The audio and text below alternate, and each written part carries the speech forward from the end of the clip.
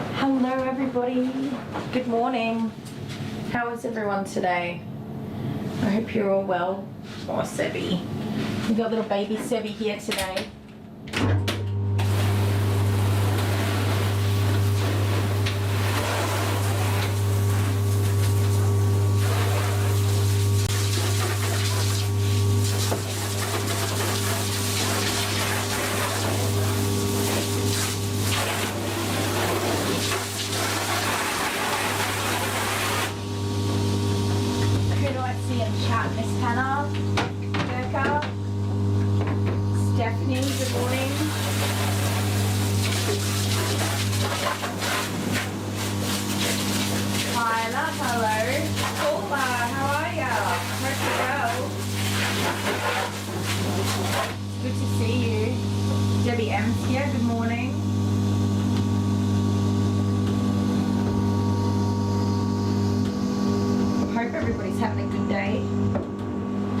I'm drinking iced coffee.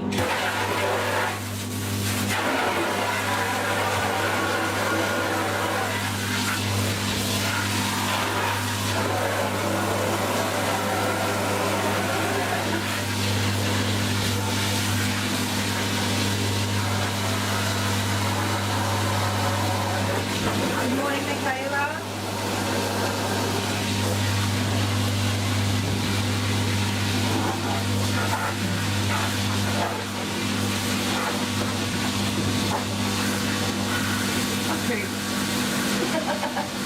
I'm absolutely pooped today, you guys.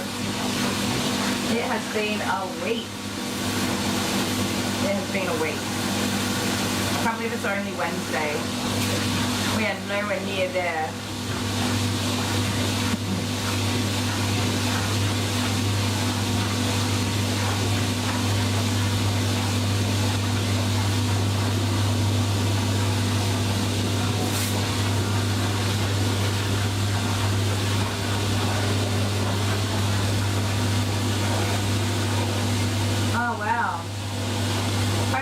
Well, Stephanie, I'll be thinking of her.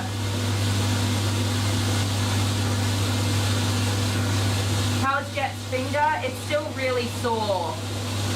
It's all wrapped up at the moment, so not sure how bad the bruising is, but I'll show you guys a photo of how it was later that night and then the next day, which was yesterday. I didn't think to show you guys a photo yesterday.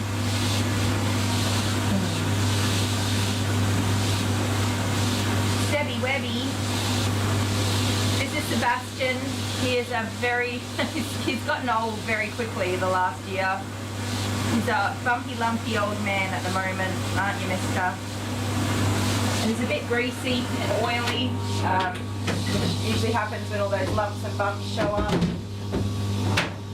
He's a bit oily, greasy. Don't ya? So he's got some clarifying shampoo in the tub. Oh, I don't know, I just clicked on. Give me a sec.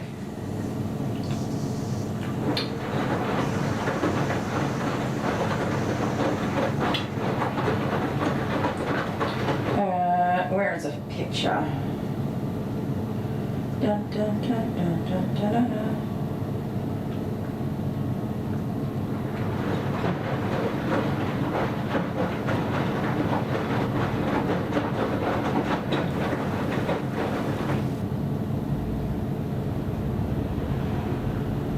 Okay, so this is how it looks the night that it happened. It's cool little chubby fingers.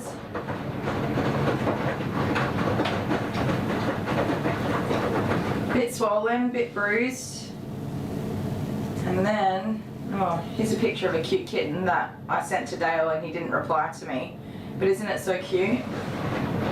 I don't want a kitten, not really, but it was a cute, very cute kitten. And this was the next day. Oh my goodness. Oh, hang on guys. Hang on, hang on. Okay, that's the next day. Very sore. Very off-coloured. It's not meant to be that colour. Poor little fella. But he's okay. He stayed home from school yesterday, just mainly because Well, he didn't get any sleep the night before. He was, you know, in the emergency room all night, so that sucked. Alright, Sebby. Get this one off ya. Here you go. Make this a little bit bigger for you. Just a little bit.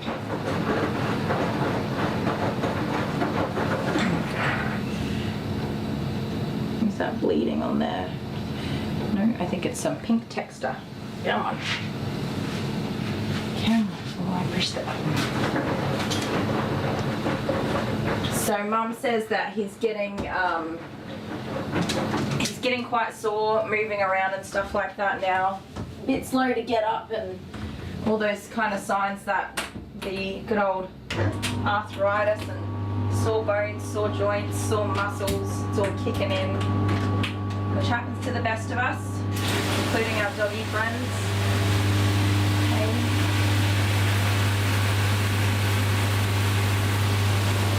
We do call him Mr. Pillow Hands.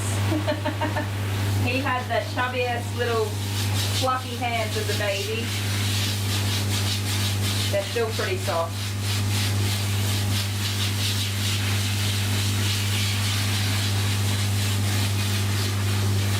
So, I mean, as far as Jet's concerned, he doesn't, this is something I don't totally understand myself, but when he's hurt, he doesn't show that he's in pain, and he says that he's okay. So I don't know if he actually doesn't feel pain at all, or if he just doesn't express pain. So, but I mean, he said he's fine the whole time. So hopefully he doesn't feel pain with something like that, but I don't know. I don't know exactly. It's hard to tell that kind of thing. So he's fine. It's just annoying to him, he says.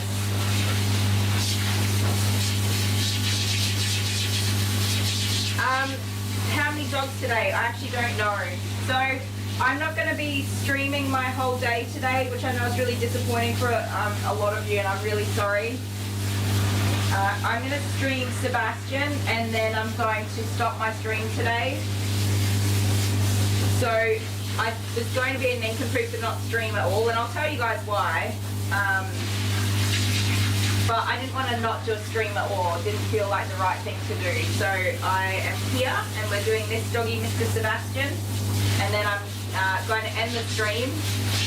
And there's a couple of reasons. The main one being that I am very overwhelmed at the moment.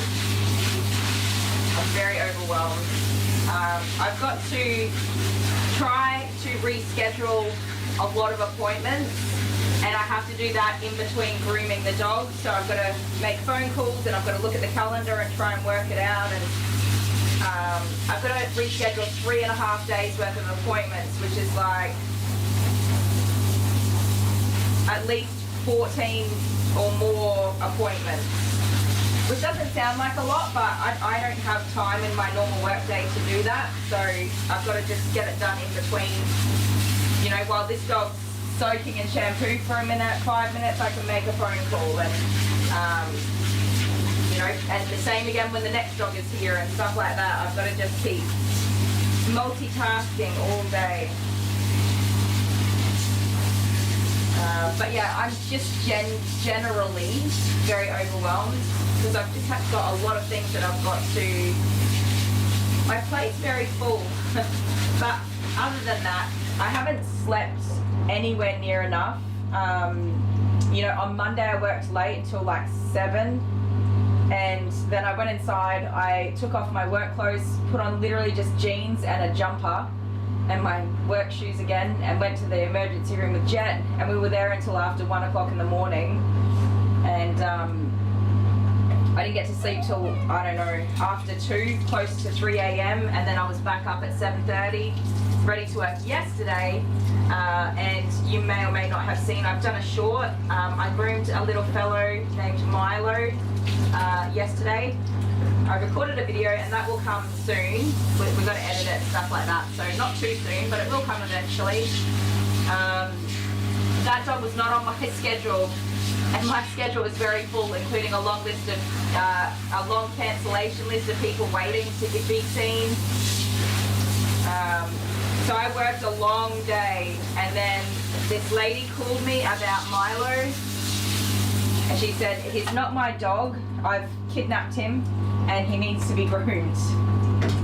And so very late last night, I think I finished in here at about 10:30 last night, after being out here again at 8, I think I was out here by 8 o'clock. Yeah, I mean, I said to her, she called me, and I said, just send me a photo, because sometimes people say, like, the dog's in a terrible condition, and then I go out of my way to do an after hours groom and not go and have dinner with my family or see my kids or anything like that.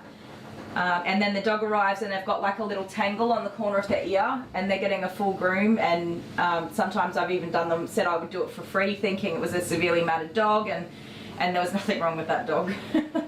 And you know, so I said send me a photo, which she did, and I realized that he was in a pretty bad way. So I did say to her, just come in, drop him off, and it's going to be very late, but I'll get him done. So I couldn't say no. Once I saw the state that he was in, I definitely couldn't say no. You can sit down, Sebi. You're soaked for a couple of minutes. Yeah, good boy. Oh, sweet baby. So we did that. Very hard groom as far as like getting the matting off, but that dog, oh my goodness, if I could have kept him, if I did not have 3 dogs of my own, I would have kept him. Honestly, he was so freaking sweet. I was absolutely in love with him. He was very cuddly. He didn't know how to be held, so it looks very awkward when I'm holding him. But once he gets in for a cuddle, oh my goodness, he did not want to let go. He was just so sweet, extremely patient, despite the fact that that matting would have hurt. I'm just gonna let him get himself comfortable. I can't really stop him from sliding like that. He needs to just lie down. Yes, he is a cavoodle, I believe. You're alright, buddy. And the heater is on in this room. It is not cold in here at all, so he probably just doesn't want to be here. So Milo was, I only have a little bit of information. He was in a baby porta cot or a baby playpen outside, and his family have not been home in more than 5 days. So he was without food and water, and he was in a very small enclosure, and it's cold here right now, and he was just sitting in his own pees and poos. Morning, Alex. And so yeah, this lady is a neighbouring person of some sort. She knew the dog was there and she knew the owners weren't there, so she decided to go and check on him, and then when she actually went and saw him, she realised the state that he was in. So I haven't put this groom into my computer system or anything like that. I don't know this lady's name. I got one contact phone number to send a text to say come and pick him up. That's it. Because you know, we don't want her to get in any trouble for stealing somebody's dog and feeding them and giving them a drink and taking them for a walk and getting them groomed and giving, you know, all of that sort of stuff. So yeah, I don't know who she is. She's a little angel lady. She's a very elderly lady. She lives in a retirement village, and she can't have dogs herself. So she's going to try and visit him regularly and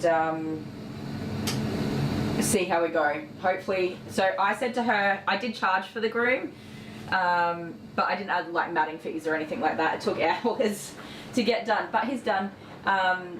I said to her that I would try and raise some funds, so I've worked out what I'm going to do is only in the video I talk about this. Hey Eden, you poor love, I'm sorry you've got a migraine. Please look after yourself and get lots of rest. I know that awful bloody things. Hopefully my jibber jabbering in the background is a little bit soothing to you. Yes, in the video I've said that I'm going to put a pinned comment on the video, and I will list the date of his next groom, and then if people want to contribute through PayPal, I will account for taxes and other things that I have to pay for, and then once that groom, there's been enough money to pay for that groom, I will mark it as paid. But I don't want to take a whole heap of donations because I really don't have dogs needing that sort of care very often. So, oh, day 5, that's the worst, Eden. Not fun at all. Yeah, Hannah, you wouldn't allow the previous owners to have him back. It's such a hard situation to be in. Honestly, if I didn't have my dogs, I would have just kept him and been like, yeah, nah, go away. I probably would have just stolen him, but I can't provide for him. I have my hands full with the 3 dogs that I have. But hopefully, I sent her home with some food and blankets and toys and puppy pads and asked her to please keep him inside tonight, which she's going to do even though she can't have a dog there. Yeah, he's like he's a Shih Tzu, I think, maybe multi Shih Tzu. His snout was a little bit longer than what I would expect with a Shih Tzu, but somewhere in that range. All right, Sebby, don't get a fright, buddy. He was just absolutely adorable. So yeah, fingers crossed that video goes well. We'll get some little bit of funds up, like, because she doesn't own the dog, and you know, she's gone to all this effort, and I felt bad for charging her, and I did say this to her, you know, when I can, I definitely do offer free grooms, but with my current financial situation and pretty much everybody's in the world right now, it's just not something I'm able to do. And she was fine, she didn't mind one bit, but I did say I'm going to try and get, you know, a few grooms covered for her as well, so she can just go and dog nap him and bring him in, and we'll try and keep him, you know, well groomed.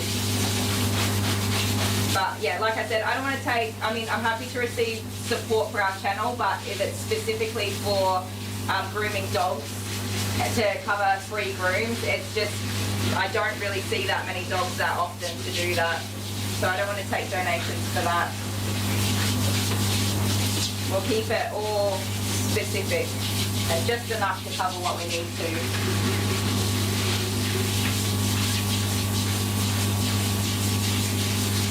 Oh, Eden, how cute. I saw a couple of, I think I did a little video you posted of them playing. Is that right? I think you shared a video. So cute.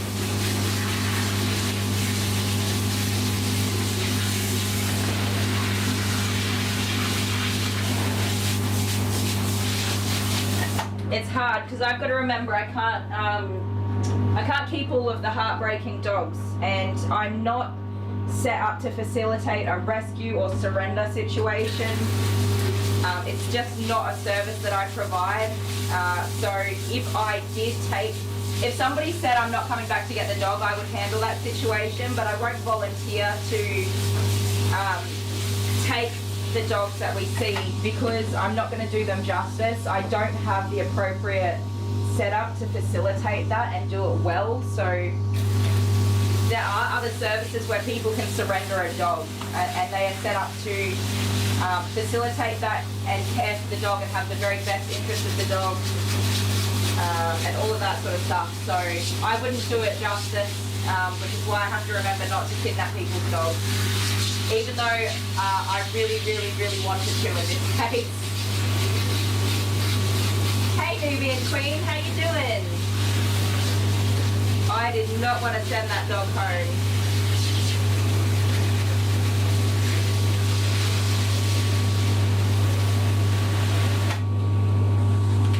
Not at all. I mean, it's one of the hard parts of the jobs, you know, sometimes they just break your heart and there's unfortunately just not that much that you can do about it.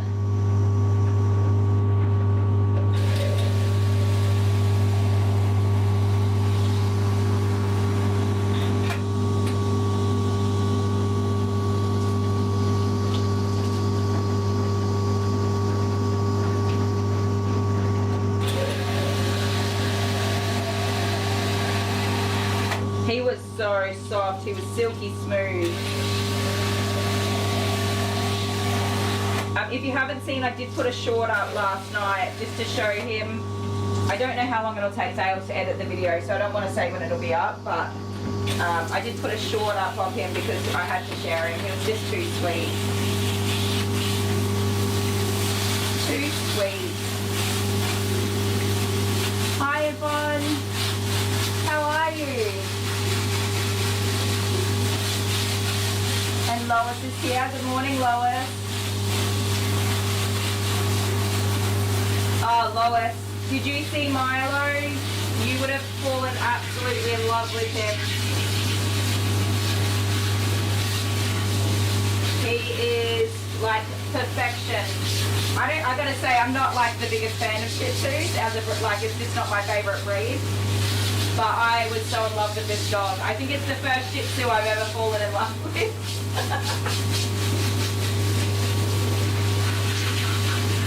Oh dear. And I told him I loved him lots of times. I tried to fill him up with lots of love before I sent him back. Sorry, Seb, I just gotta get you over here.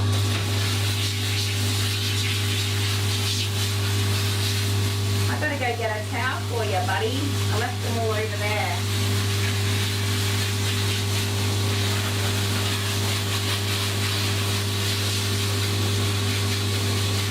Oh, Debbie. Why'd you have to go and get old, buddy?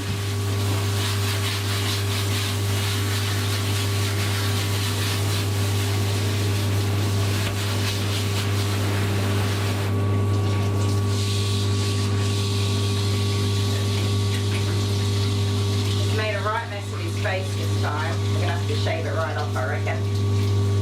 I did say that to Mum, which she was okay with. You've made a mess of your little gremlin face. Mum said he's pretty much deaf as a post now. I bet you'd still hear the cheese packet crinkle though.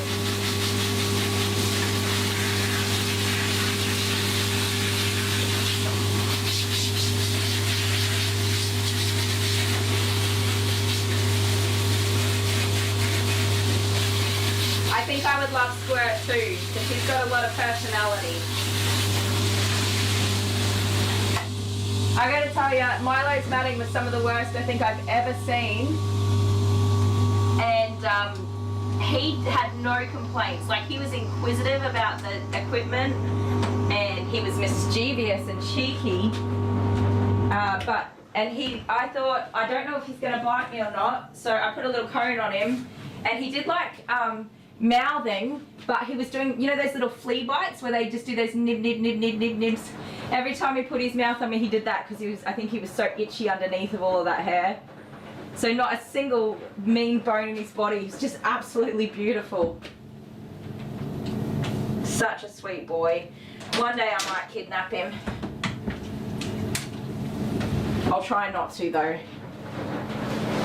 Alright, Sebby Webby. Let's wrap you up, you little rug rat. Oh my goodness. Oh, I hate it.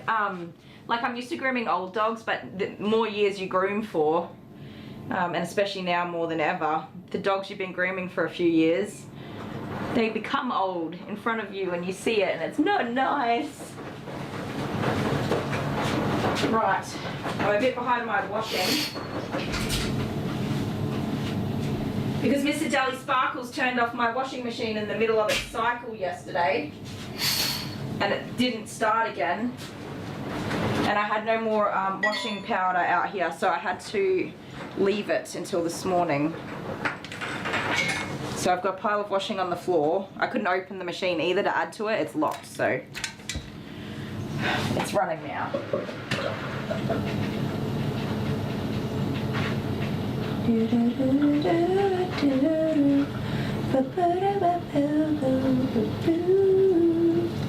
Let me show you guys a picture of Milo in the middle of his groom, just hanging around, as you do.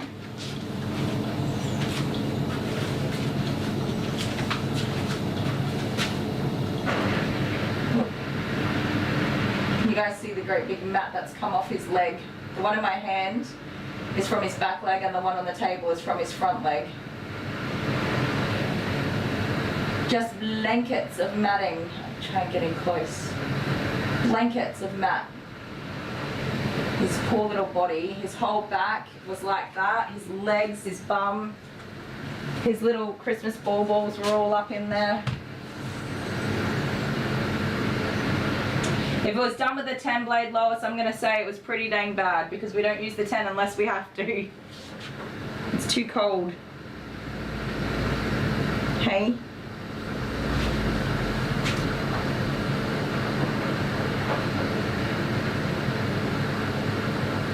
Oh, 15, wow.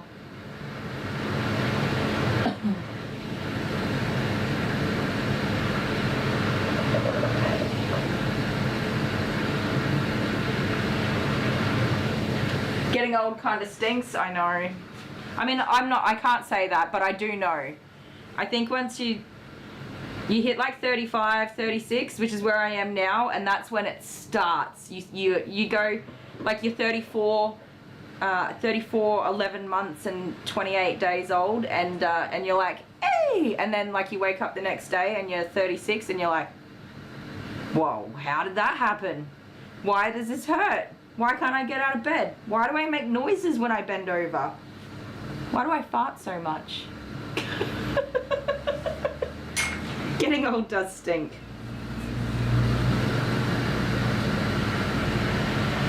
You gonna find your feet? You're such a sweet boy. A bit of a mess today, Sebby Webby.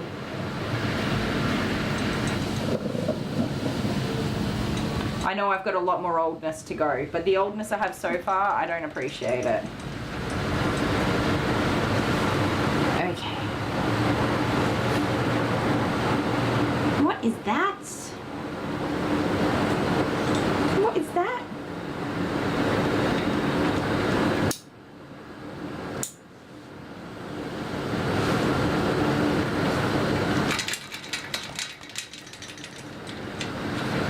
I worry about blow drying him. I don't want to blow him away. He's a bit unsteady on his feet. Come here. Come here. Alright, come here.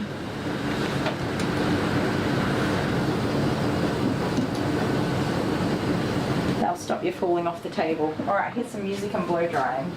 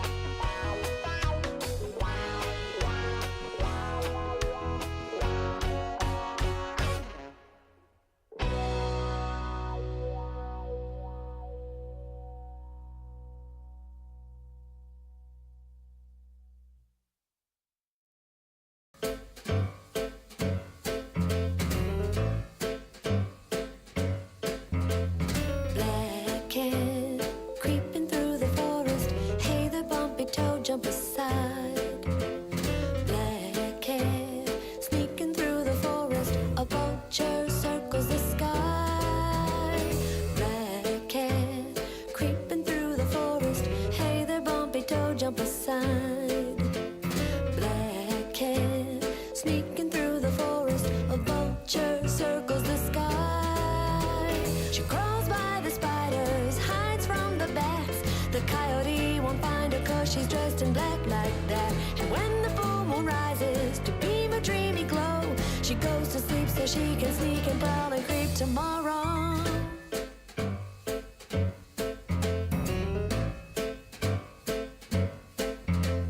Black cat lurking in the forest, barely making a sound. Black cat prowling in the forest, waiting for her moment to pounce. Black cat lurking in the forest, barely making a sound. Black cat prowling in the forest, waiting for her moment to pounce. She crawls by the spiders, hides from the bats. The coyote won't find her 'cause she's dressed in black like that. And when the full moon rises to beam a dreamy glow, She goes to sleep so she can sneak and prowl and creep tomorrow. Black cat, black cat, black cat.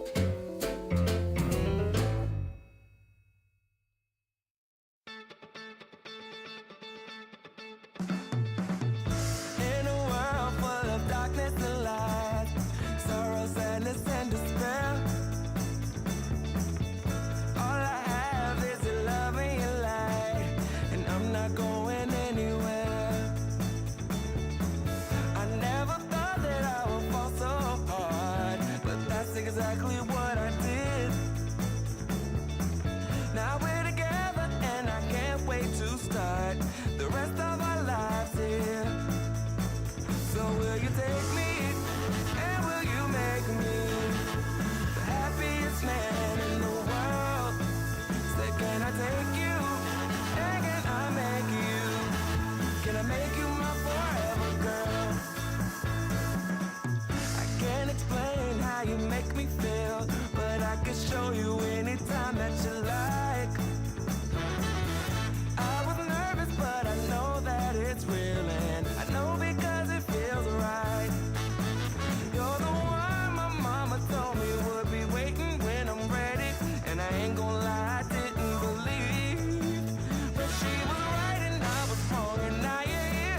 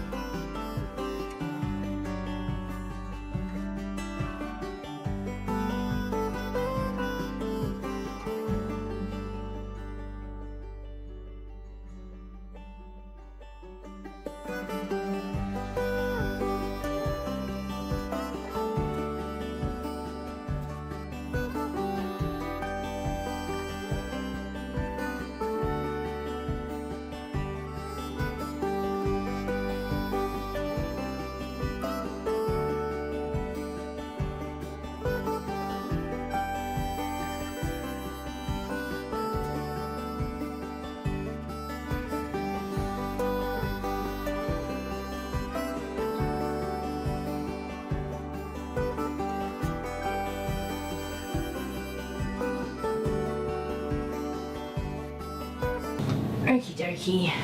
I'm just going to leave him to air dry on his face the rest of the way because I don't want to get him too hot under this dryer, and I think that's enough drying. I don't have my tablet turned on, so give me just a sec. Sorry guys.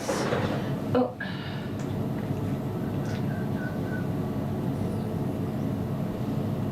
Alright. There you go, you did a good job. Do you see what I mean about worrying, like I don't want to blow him away with the blow dryer? Oh, it worries me so much with these poor little old things. Hey, we don't want to blow you away. Careful, mate. I'm drinking iced coffee today. That's how a bit overwhelmed I am.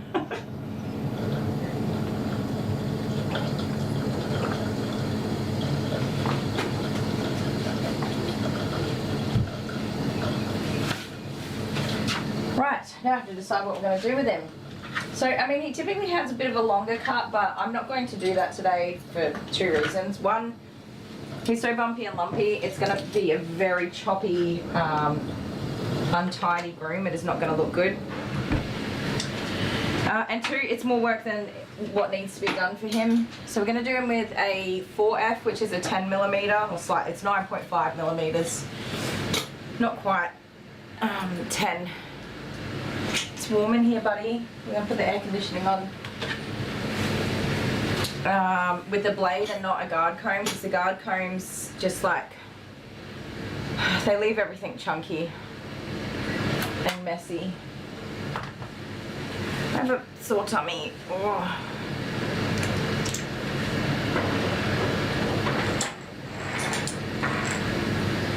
Dottie. Yeah, I'm being a slacker today. So after I groom Sebby, I'm gonna stop the stream and just focus on getting through my work day. I've had a very overwhelming week. And I've got a very overwhelming few weeks ahead of me. And I'm just a bit struggling with it all, to be honest. So today I need to make a few phone calls in between. I need to make quite a few phone calls in between grooming all of the doggies. You have no hair. This should not be showing your skin. He has no hair.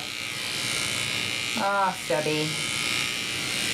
You're gonna look naked and your mama's gonna be grumpy with me. I don't think it would matter what length I did. He just has no hair there. Sebby! You go and bulge, you little old man. I can see your freckles. Don't fall over. He is going to fall over. There we go.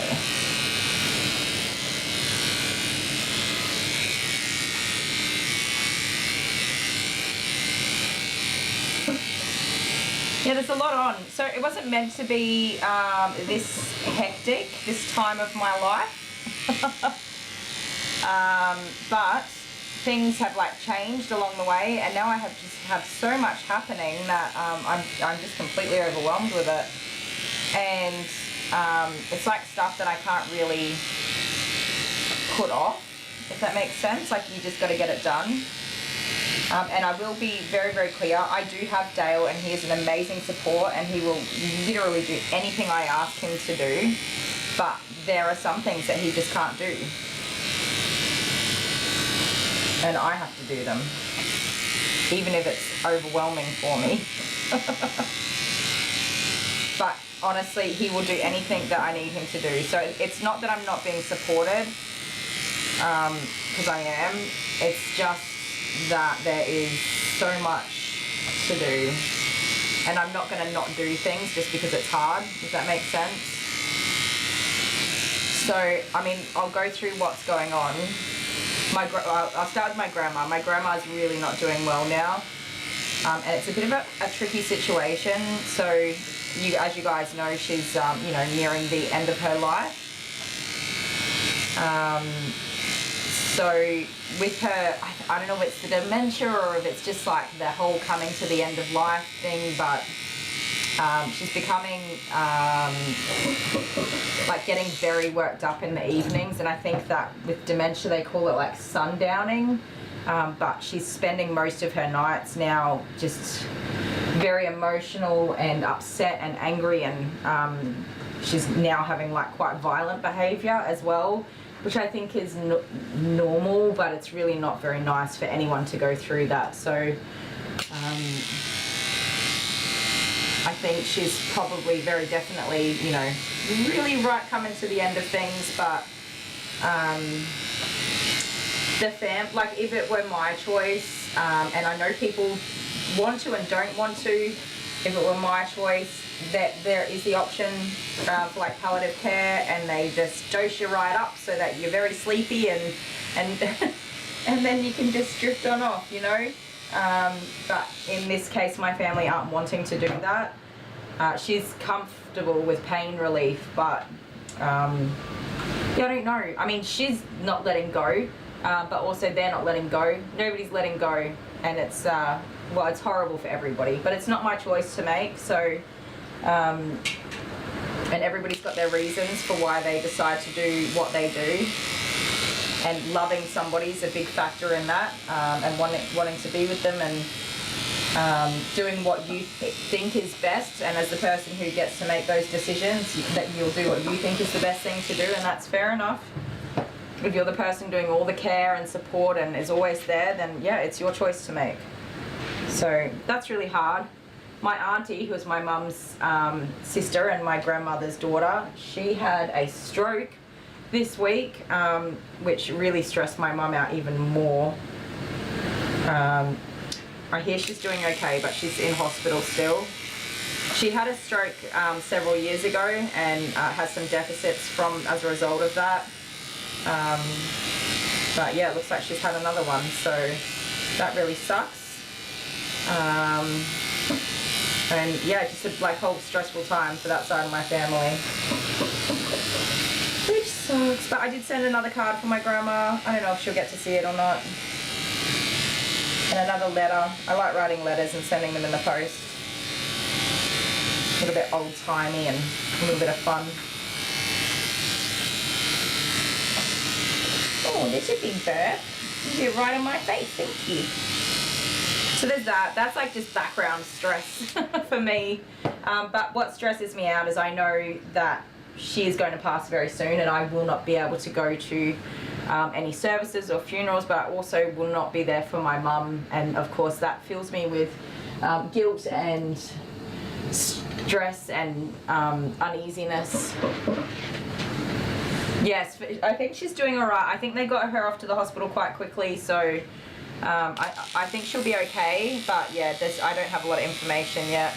But my poor mum, you know, like, it's this like guilt that I'm not there for my mum, because I know when my auntie had her first stroke, it's one of the sisters my mum is quite close to.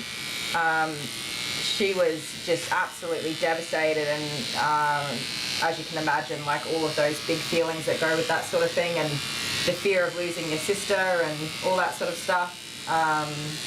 And yeah, so my mum called me and she was crying, and I was like, no, I thought it was grandma, and then she told me that. I was like, oh no, like, and at this time, I think it might be related to all of the stress though of everything's going on. Everybody's just not doing so well in regards with grandma, so it's just not a good time.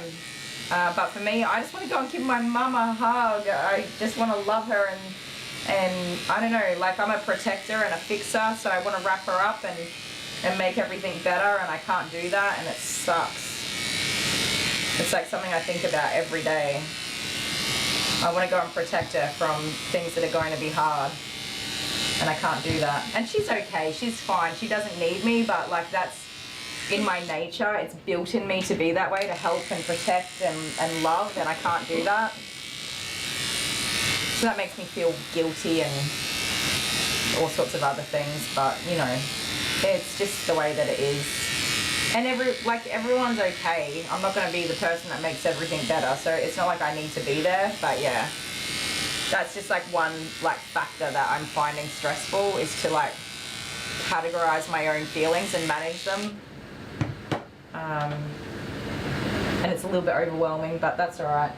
My plan, when knowing that my grandma was going to pass, is that I would go and be there until my surgery date came up, and she started to go downhill at this same time, so that sucks. I'm hopeful they'll live stream the funeral, but as far as I know, she's not actually having a traditional type funeral, so I'm not really sure. I did ask my mum and she wasn't really sure either. But yeah, in the letter I've just written to her, like I didn't say in the first, or the letter before this one that I wrote, I didn't say goodbye, because I was talking to my mum on a video call while I was writing my letter, and I'm like, how do you say goodbye in a letter? And she's like, don't say anything, just like write a nice letter. And so I did that, because you know, I listened to my mum because I'm a good girl. But then I was like, no, I need to say goodbye. I have to, like, for me. So, like, in a way, I've said goodbye. I haven't written like, oh, you're dying, bye. I've just said a goodbye of sorts that is like, fills that void for me. So that makes me have, like, you know, a bit of closure that I need. They possibly can, Hannah. We'll just have to see how it goes, you know, and try not to, like, it's not for me, it's for her sons and daughters and loved ones and things like that. So, you know, I have to just put my feelings into the right box and leave them there. It's that, like, it's just is what it is, even though that's a terrible saying. It's one of my favorites. It just is what it is, so it'll be okay. More than anything, my biggest concern is just that I'm not there for my mum, because I know how hard this is going to, well, I don't know, but I can predict how hard it's going to be for her, and that she could do with, like, just a support person that is purely there. So she's the same as me in our family. She supports everybody. She's always there, shows up, does whatever's needed to be done. loves and protects everybody and all that sort of stuff, right? But she's the one that's going to need the loving and protecting, and I worry that other people won't provide that for her in the time when she deserves to have it. Does that make sense? So, I mean, that's kind of like the biggest thing for me.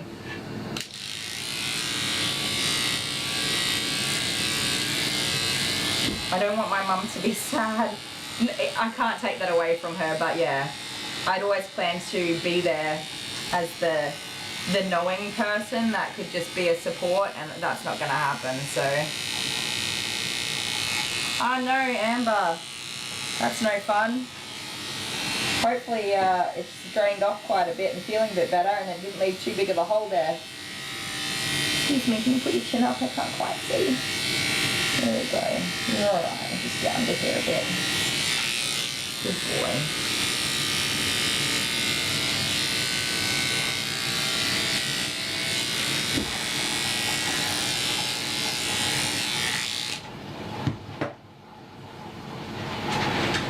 My mum completely understands. In fact, she's already said that she would rather be left alone. But I'm so pushy and insistent on helping everybody. It's definitely a character flaw in myself. It really is. But yeah, I said to her, like, I told her how I was feeling, and she told me, like, she just wants to be left alone to go through her grieving process and do what she has to do and not worry about other people. So, and I totally get that. If it were me, I'd be like, no, just leave me alone.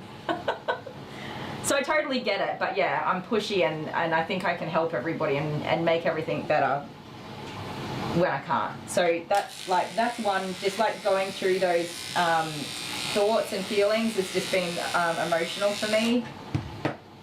And you do have to bear in mind, like, I have an ADHD brain, a female ADHD brain, which is erratic and overthinking and turns 100 miles a minute with every thought and scenario outcome possible. Like, that's just built into me. So and then the potential of being maybe slightly autistic also. Not diagnosed, but after a few years of getting to know myself, it's definitely quite possible that I have some of those traits in there. So yes, my brain just like doesn't always think the way it's supposed to. So that's something that's overwhelming me. And then I just have a lot on in the next 4 weeks. And it wasn't meant to be that way. It just all came together at all at the same time. And like, I'm talking like years worth of stuff that's all coming to a head at the same time. It's not like I made plans and then forgot about them and then they all, and I planned them all one on top of each other. I didn't do that. Jordan's surgery is one, but oh no, I'll start at the beginning. Okay, so this Friday, which is in 2 days' time, I'm having a hard time getting his hair cut nicely because he's so lumpy and bumpy and it's just not cutting very well. But anyways, so yeah, this week's been terrible, right? Jet broke his finger on Monday, so I was up all night at the hospital till after 1 in the morning. I just didn't get enough sleep. And then I started quite early yesterday because of Jet's broken finger. I'd come out here and clean everything and get everything ready to go. Expecting to be done at 6:30. I thought, yep, that's good. You know, I'll make it through the day. And then, of course, silly me has a long day and is out here until after 10:30 at night. I didn't eat dinner on Monday because I was with Jet, and then I didn't eat dinner yesterday because I was working. And yeah, it's like catching up to me. I couldn't sleep last night. All of my stress and worries just overwhelmed me, and so I didn't even go to sleep till after 3:30 in the morning, which is silly, but I was just overwhelmed and I just couldn't lay down and go to sleep. I was thinking and trying to process and trying to plan and get everything together. It didn't quite happen. So today I'm hoping to finish on time or close to on time at roughly 7 o'clock tonight and actually sit down and eat some dinner. That's going to be a very lovely experience, I hope. I don't actually remember the last time I sat down at the dinner table and ate dinner, I have to say. It would have been...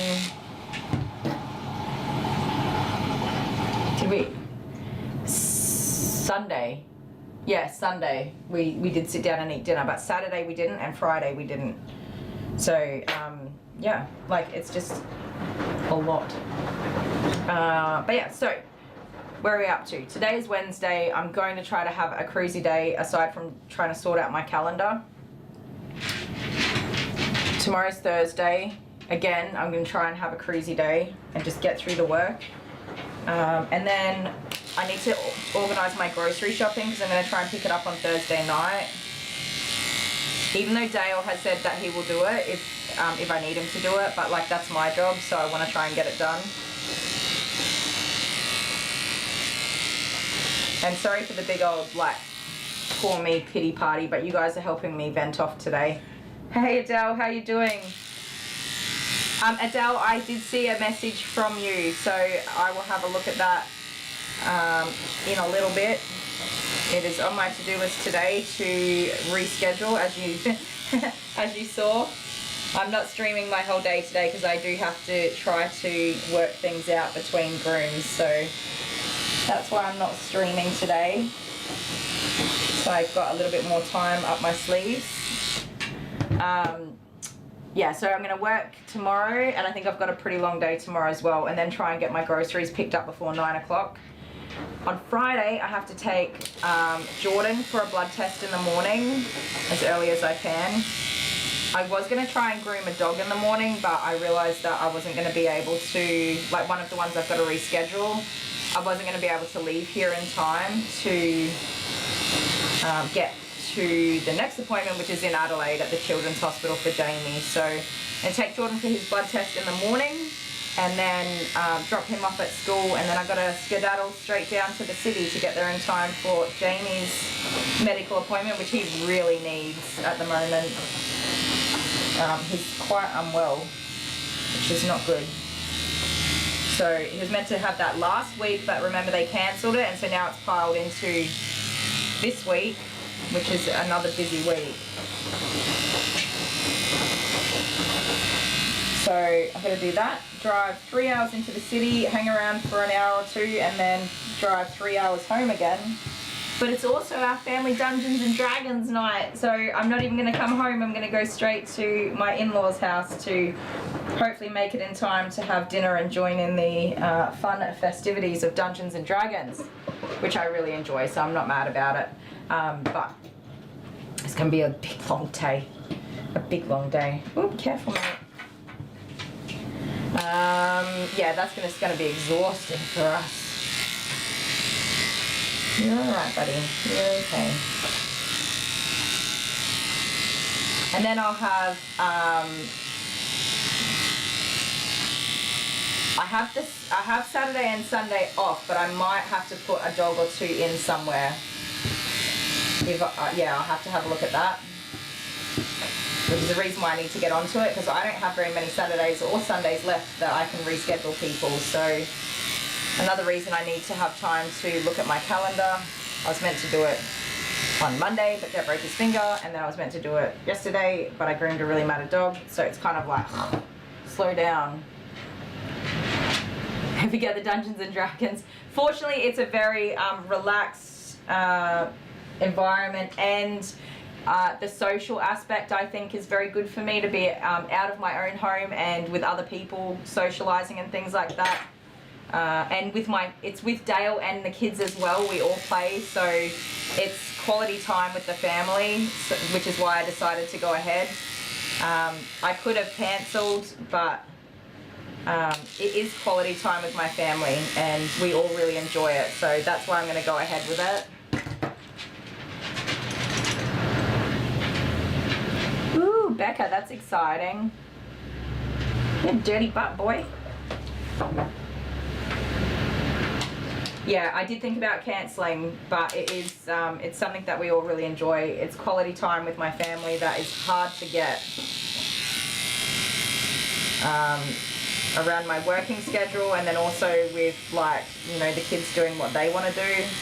A game that we all play together, and with extended family as well. I think that's worth doing. Oh, you gotta stand up, buddy. Oh, nice. You're getting your screen installed. No more bugs and stuff in your windows. You'll be able to open it up. So that's Friday. Then what's next after that? So then Monday. That brings us to Monday. My sister's having surgery on Monday. Dude, what is on my hand? I don't even want to know what that is. Is that juices from your anal glands? Just excuse me one moment, I'm gonna go wash my hands because that's like a little bit gross. D&D is actually really fun. If anybody's interested, I can talk about it. Give me a second.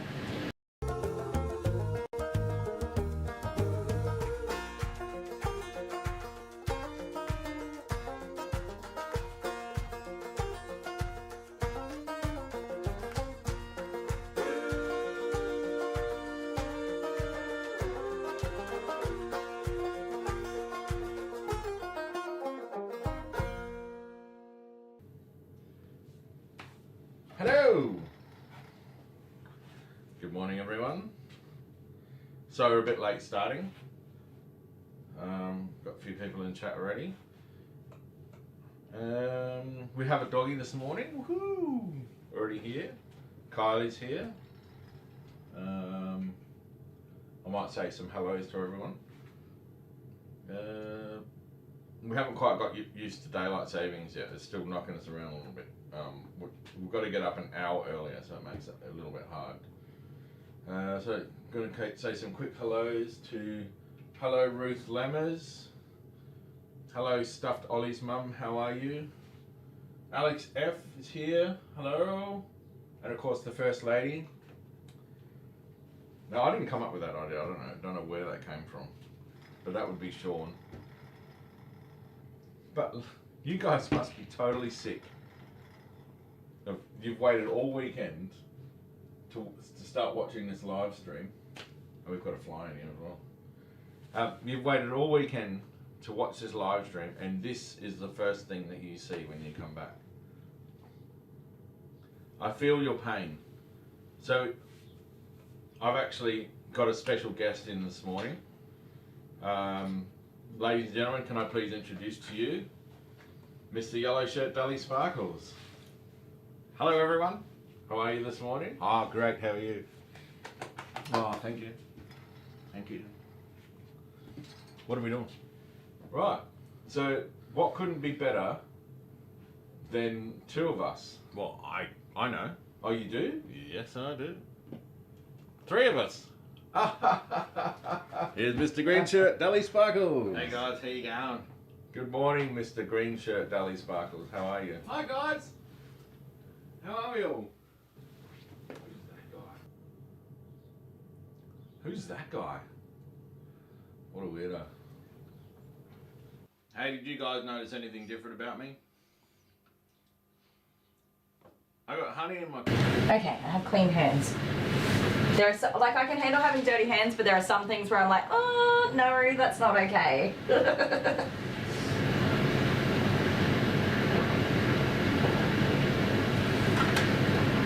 I draw the line on unknown fluid.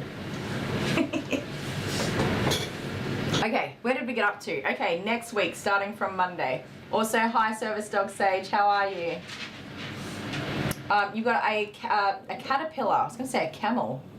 Goodness me, you got a caterpillar. That is awesome. Oh, you're okay. Up you go. I'm going to stretch your skin out here. Yeah. So Monday, my sister's having surgery, and my sister is like she's worse than me. She has pretty severe anxiety and a little touch of bipolar disorder and ADHD, and she's a little fruitcake. Love her. I've had a very strained relationship with my sister for many, many years, but we're really good and become quite close over the last year or so. After having not talked to each other for about 10 years. Yeah, we've gotten quite close. So I've been waiting for this to happen, Am I calling you about your appointment? No. No. At least I don't think so.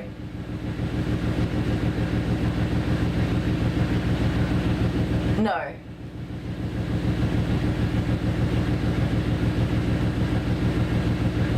Yeah, you've got anxiety medication, service dog sage, good for you. It's really hard to get all of that stuff right, but once you do, it's so good. So my sister's got like 1 million kids, right? And they're not all biologically hers. She's a blended family, but they have complex medical issues. And you know, she's got a hard life. I can say that she's got a hard life. And she's got to have her gallbladder out. Where are you going, you little rugrat? I'm trying to be gentle. She's got a pretty hard life and very full hands. And so she's like me. She's like, I can't have surgery. Who's going to do everything? And she doesn't really have anyone to look after her and the kids in her household anyway. So it's going to be a really, really hard time for them. And I asked my mum last night, I was talking to my mum at 1 o'clock in the morning. Thank you, Mum, for, even though she's in a stressful time, but thank you for being my sounding board too. I very much appreciate my mother. I asked her how my sister was going, because I've been waiting for this, and she said to me, she goes, she called me today and said, I can't do it, I'm not having surgery, I'm going to call and cancel. My mum had to talk her out of it. She definitely needs to have her gallbladder out. She suffers so badly with it, and she is also like me in the regard that like she'll just keep going and do what has to be done and not stop. And one day she's just gonna fall over and wonder why. And I'm exactly the same. So I totally get it, and I've had the exact same thought. I can't have surgery right now. I'm gonna cancel it, even though I know I need to just get this done and get it over with and look after myself at the same time. Yeah, we're all the same.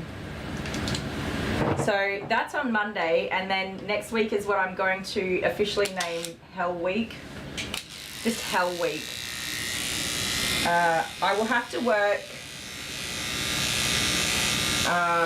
6 days in a row. I'm not going to work on the Sunday. I was going to, but then I would be working like 10 days in a row if I do that, and I won't be okay with that. Like, I know I won't cope. I'll have a breakdown. Like, because I work roughly 10 hours a day, so that's 60 hours in 1 week. It is too much, but if I know that it's like there's an end in sight, I'll be alright. I can do that. Actually, no, I won't work 10 days in a row, but anyway. No, that's right, I won't. You see, I haven't even worked it all out yet. That's what the problem is. Anyways, it's going to be Hell Week. I'm going to have to work, Monday to Saturday, 6 days in a row. I'm going to have Sunday off. I was going to work the Sunday as well. Sorry, 7 days in a row. I was going to work the Sunday as well, but I'm not going to because it's too much and I won't cope with that. That's what it was.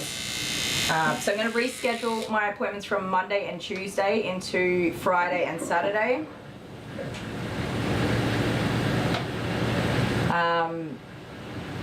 And that's a long week, really long week. So 60 hours, cram it in. And then, that's right, the following Monday is Jordan's surgery day. He's going to get his tonsils and adenoids out.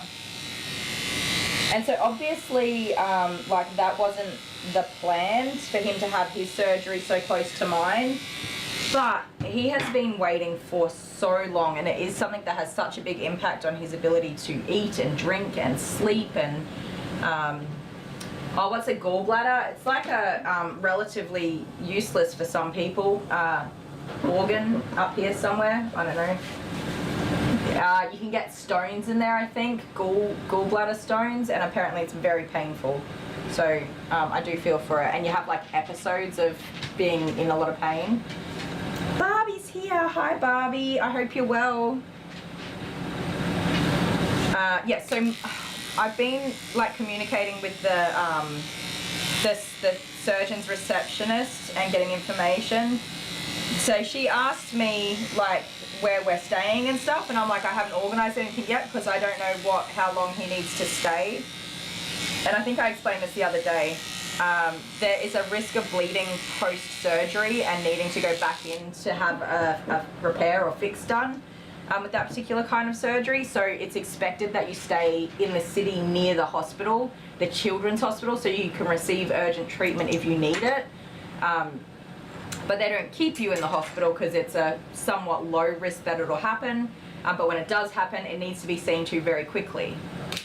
So I was expecting to stay for one night, and then we should, you know, after roughly 24 hours, be okay to come home.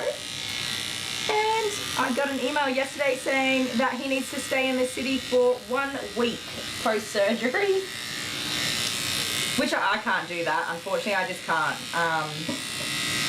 Like, that stressed me out too, because I should be able to do that, but I can't.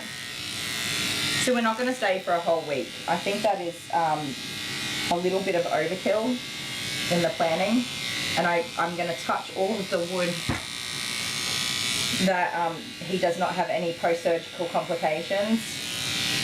I am currently in the process of planning to have him there on surgery day and the day after, which he'll be staying in the hospital. And then once I get that sorted, I'm going to try to clear up the 3rd day so we can stay overnight one more day and be there for 48 hours post-surgery before we come home. And my justification for coming home is that we do have a hospital directly across the road from my house, pretty much, which they don't treat children, and they wouldn't be able to take him in for a repair, but they would be able to provide life-saving care and then get him to the children's hospital if it was needed.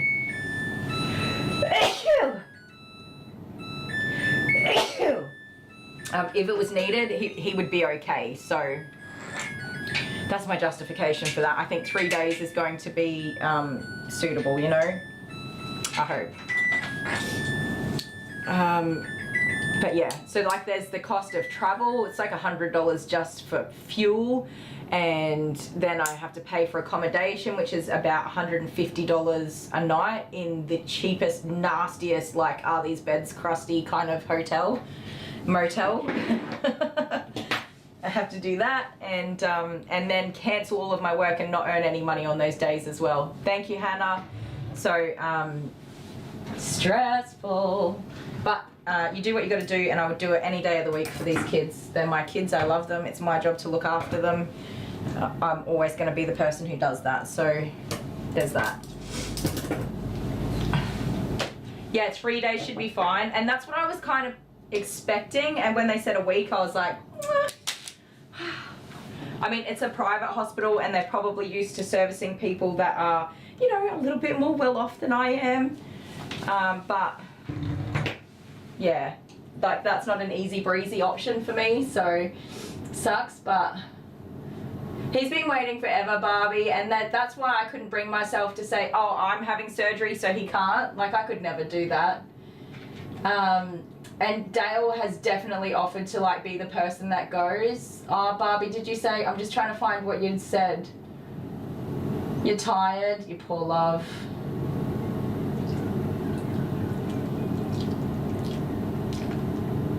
Oh dear, I'm really sorry to hear about the loss of your father. Sending you my very many condolences and all of the warm hugs, big warm fluffy hugs for you. Do get yourself lots of rest, you're gonna need it.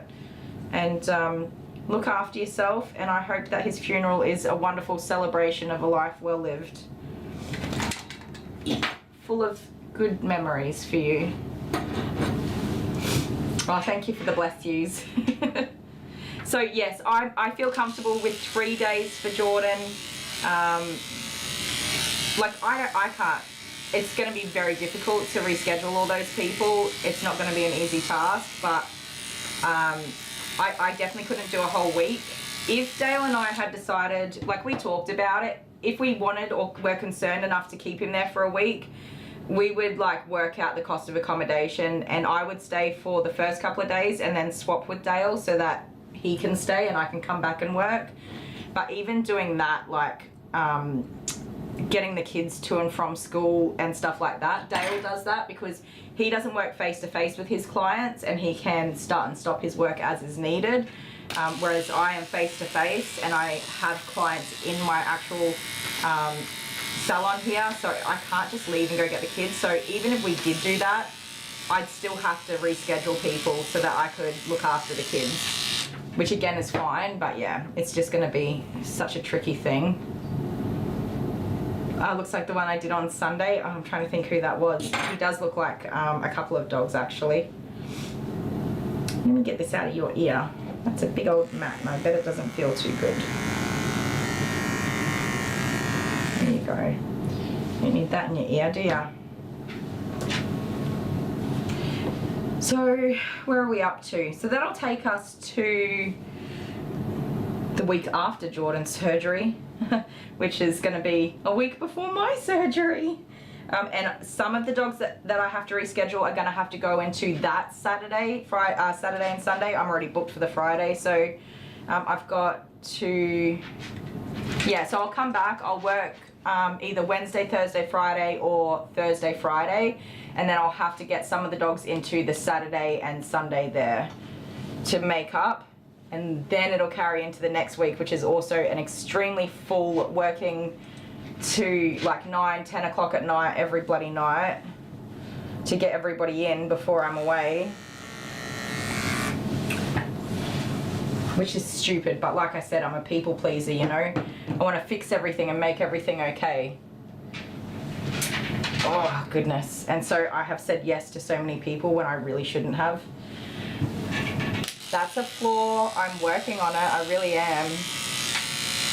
I'm trying, but yeah, I don't seem to be getting any better. What are you doing, Rugrat? I've got to get this hair out. You're still all wet in there. You're a mess in here, aren't you? Come on. What are we going to do with this noggin? Alright, that's enough of that.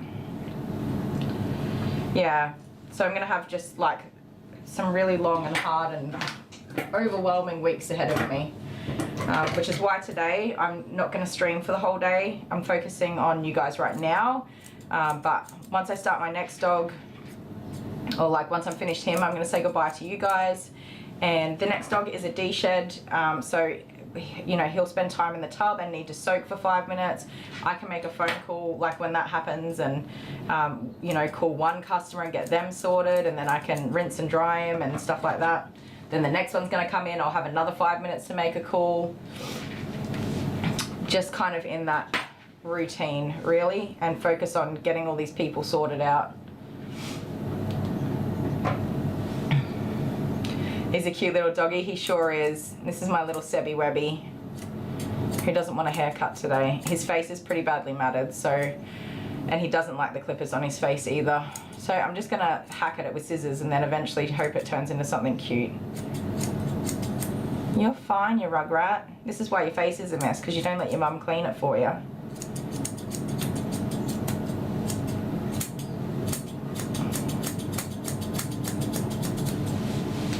I'm gonna get the mats out.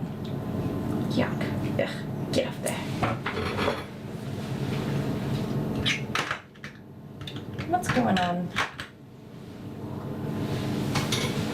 Mama Sebby Webby.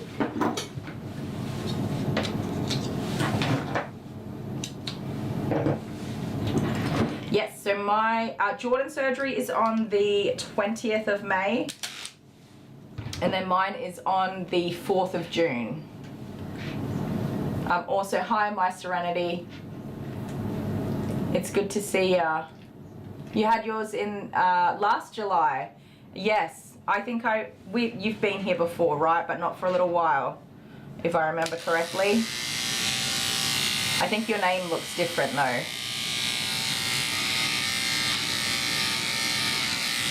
How are you doing, and have you all recovered and on track again? I hope so.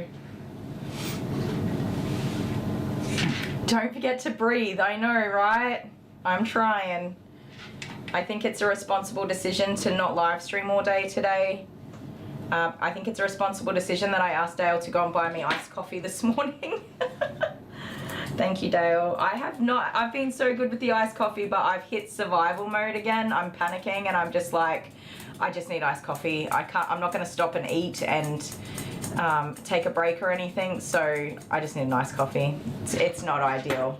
I'm going to be better tomorrow, but today I am not. Today I'm just overwhelmed and emotional, and I'm gonna get on track today so that tomorrow is a better day. I just chopped my finger off. Excuse me, is that wriggling?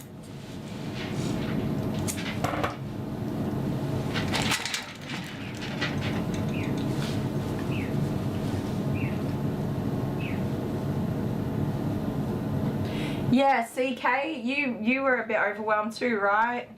And you do what you got to do, and you don't want to miss out on stuff or not be there for people, and you know, you just do what you got to do. So like, I'm okay, everything's fine, but I am overwhelmed. So I'm gonna try and use today to get back on track, and then tomorrow's gonna be a better day. And you know, I'm a planner. I'm gonna plan this all out and get myself all, you know, plan to fail type plan. I'm gonna get myself all situated. I'm gonna itinerary myself so I can have my times and dates and where I need to be and what I need to do.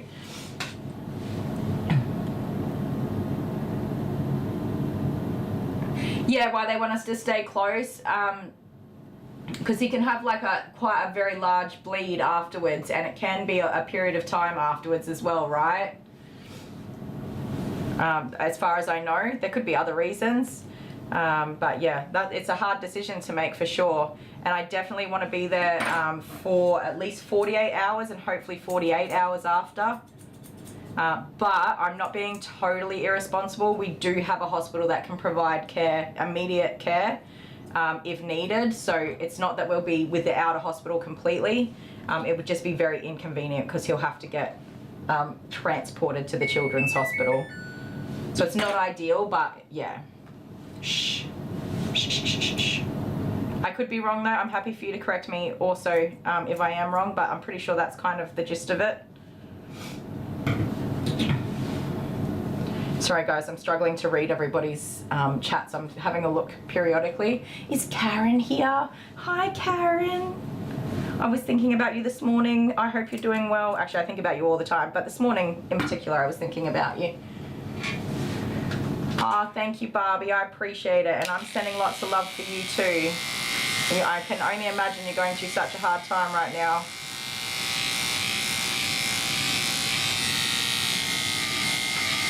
I know. I'm trying to be careful. I imagine he's got like sore old teeth and gums, so it can be painful to touch this area. Yeah, 48 hours. Oh, hugs, Karen. I'm so glad to see you.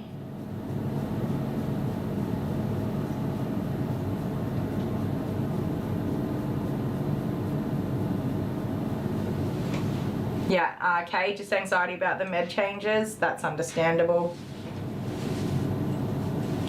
Like, I totally know I'm in a position where everything's okay and it's going to be okay. It's just overwhelming. And I like to recognize when I'm overwhelmed as soon as possible, because if I don't, that's when everything starts to fall apart.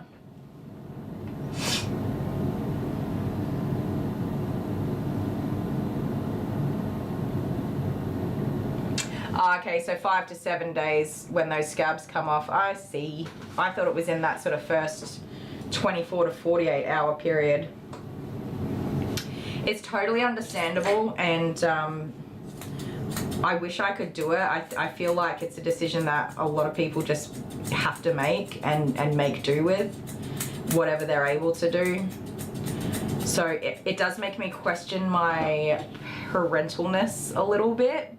But I think knowing that the hospital is right here, so if something did go wrong, he's not going to be without, you know, proper emergency care.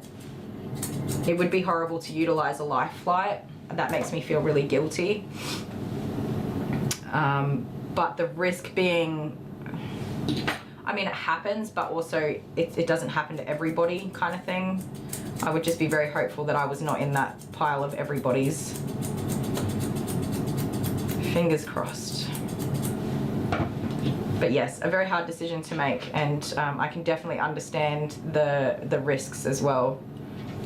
So it is something that Dale and I are still talking about. It's not a decided decision. I just know that I can only stay for 3 days. That's the longest that I'm going to be able to stay, and afford accommodation and afford to not be at work and stuff like that. It's like definitely not a selfish decision either. I work to pay my mortgage and to buy food for my family, and pay their school fees and all that sort of stuff. It's not, I don't work to buy handbags or anything, so it's genuinely not a selfish decision. It is one that I've got to try to juggle and do what's best for my entire family. Oh, you guys stop that, you little rat bag. You get your head cleaned up so you can go home. I still got to do your legs. Still got to do your legs. My next doggy's going to be here soon.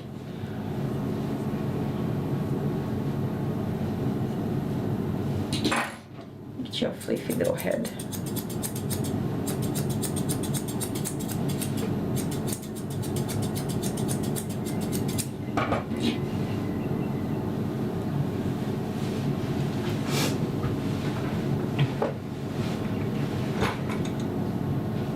He might be more uncomfortable, yes, definitely planning for that, and he is, he's my big baby boy, if you know what I mean, big baby boy.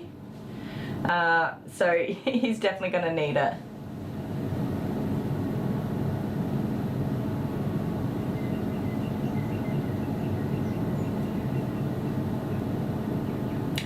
Adele, yes.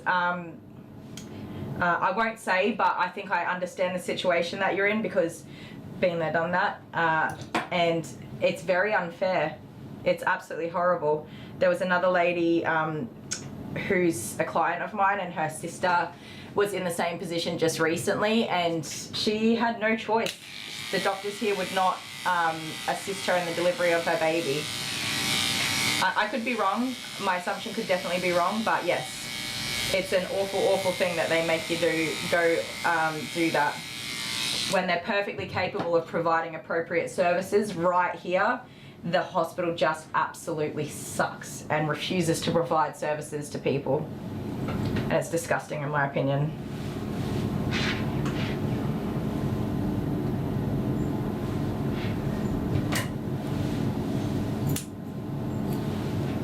They forget that most people, like not everybody is in particular, like just at home doing nothing. When I have 4 children, and in total I've taken 4 years off from working. Those are years where I did not work for a 12-month period.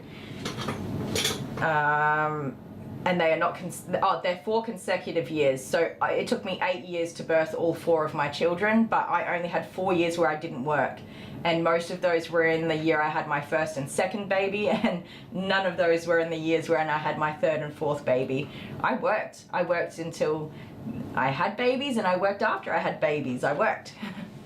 So you just can't just like be like, oh yeah, no worries, 3 weeks, all right, cool. I don't know how anybody's gonna eat and where we're gonna live or any of that sort of stuff, but sure, I'll just come and sit here for 3 weeks. Idiots. They're so out of touch sometimes. So out of touch.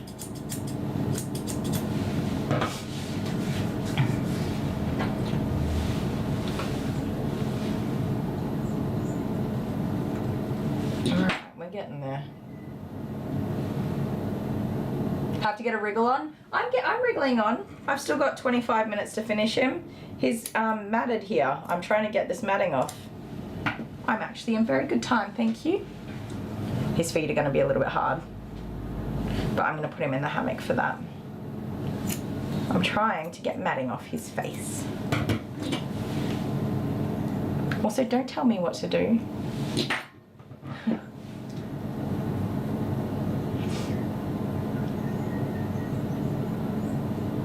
Yeah, sorry Adele. I did think that from my own personal experience.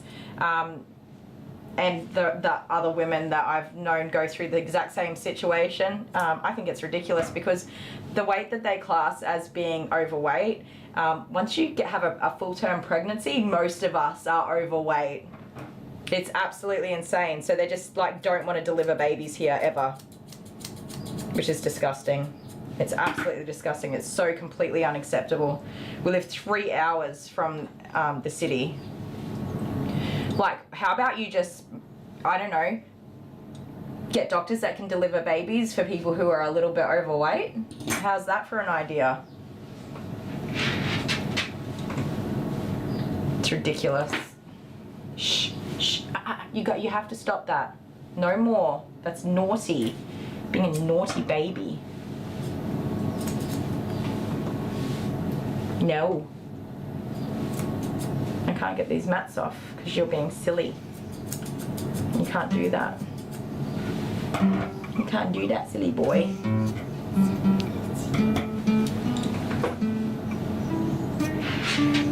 Yeah, how about you get a wiggle on, Dale, and go do some work, Dale. Oh yeah, happy birthday to Hannah and Adele. By the way, guys, this week, I don't know if anyone else is having a birthday this week, but happy birthday to you two. I hope you all had a good birthday.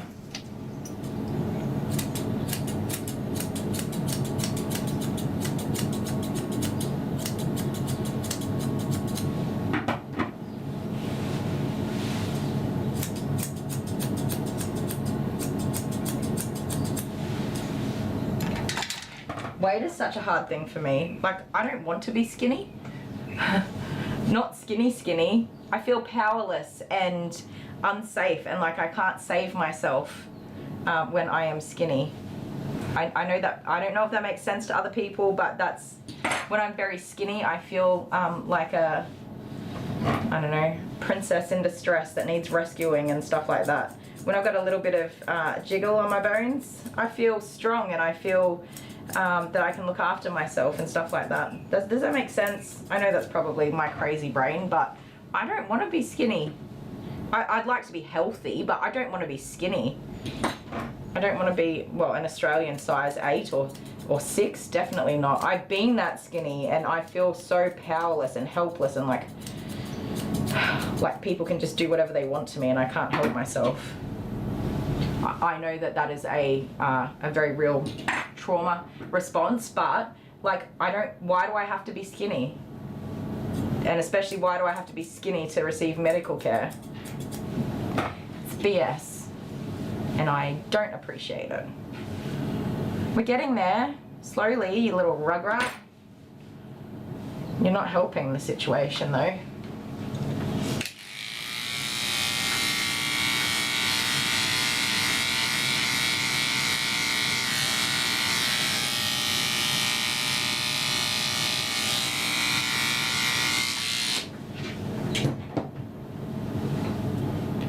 You're the opposite way? Yeah. We've all got our own things, but yeah, I just hate it.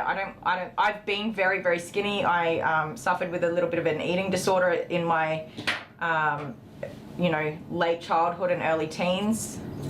And I have been very, very, very, very skinny. I've also been in my healthy weight range, which is lovely. It's lovely, but I just never felt like me at that weight.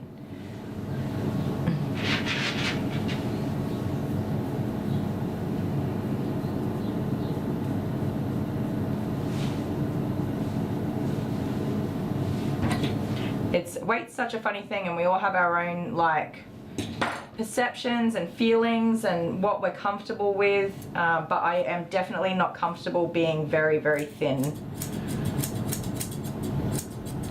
And it just comes down to, well, the other thing is I look sickly. I look like somebody off the streets, if you know what I mean,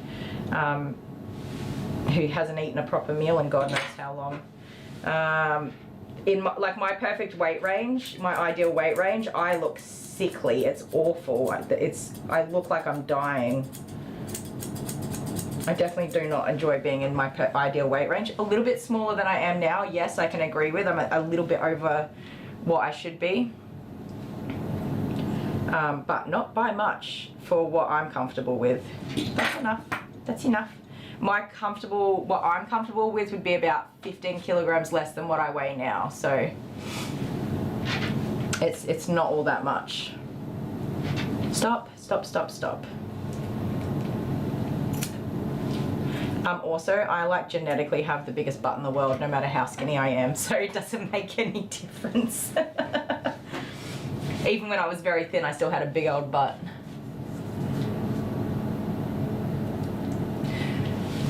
Oh wow, Serenity, good golly.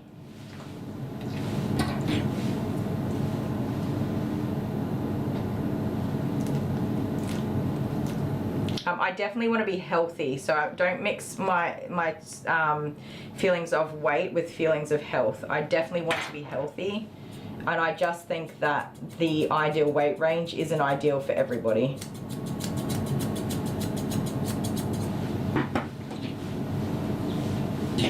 All right, buddy, I'm really struggling to get your face done and make it look nice. You have got to be a good boy now. No, no. I got all the matting out, which is great, but it's very chunky. And chasing your head around the table is not helping.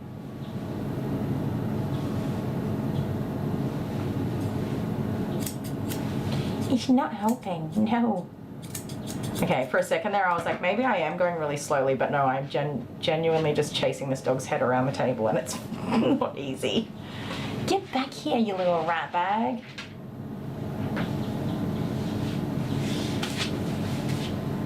Yeah, Karen, you feel insecure. Insecure, that's probably a good way to put it. When you're slimmer, yeah. Being a little bit chunkier, I just feel safer, more in control. And if somebody tried to kidnap me, I could literally just sit on the ground and they can't pick me up, so there's that. Nobody's trying to kidnap me, and I'm totally fine. But you know, my brain sometimes is like, what would I do if someone tried to kidnap me? I would sit down because they can't pick me up.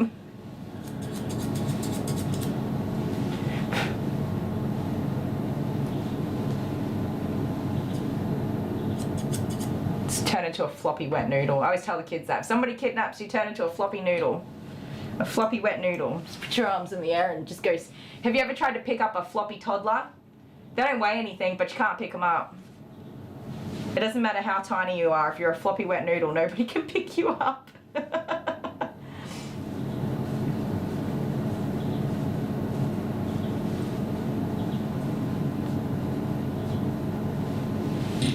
All right, did we get somewhere with this face? You little terror. It's gonna be a terrible groom.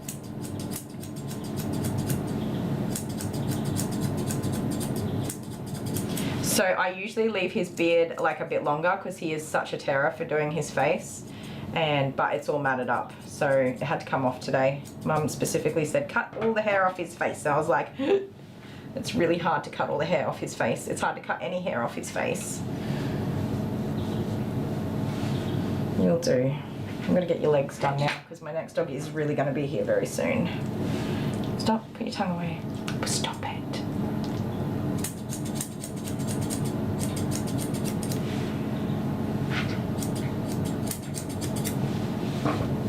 Okay. Let's do your leggies. I'm gonna grab a drink real quick, guys, and then we'll keep going and get his legs done. Give me just a sec.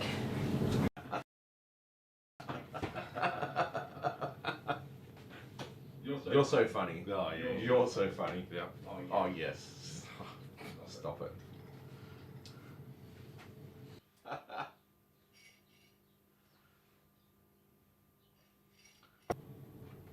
Oh my god, Dale. Oh my god, Dale. Oh my god, Dale. Oh my god, Dale. Gotcha. Yeah, I can't remember how she goes with grooming. Who is it? Poppy. Poppy. No, I don't remember Poppy. Alright, sweetheart. I'm gonna put you down here, alright? Won't be long, sweetie. There you go. So I do have something to do to you. To me? Yep. What have you got Just to do quickly. to me? So sit in this chair I don't like it when you do and things look to at me. that camera. At which camera? Oh, not that one. Not that one. This one. Okay. Hang on. To me. Well, this isn't Can uncomfortable you at see? all. Can you see yourself? Yes. Right, put your nose right in the middle on the target. And go back a little bit. You guys, I don't know what's happening here. Go back a bit. All right. Iron Man. Oh, hang on. Now, I think turn sideways a little bit. This way? Okay, tiny little bit less. Okay, make sure your nose is right in the middle. Ready?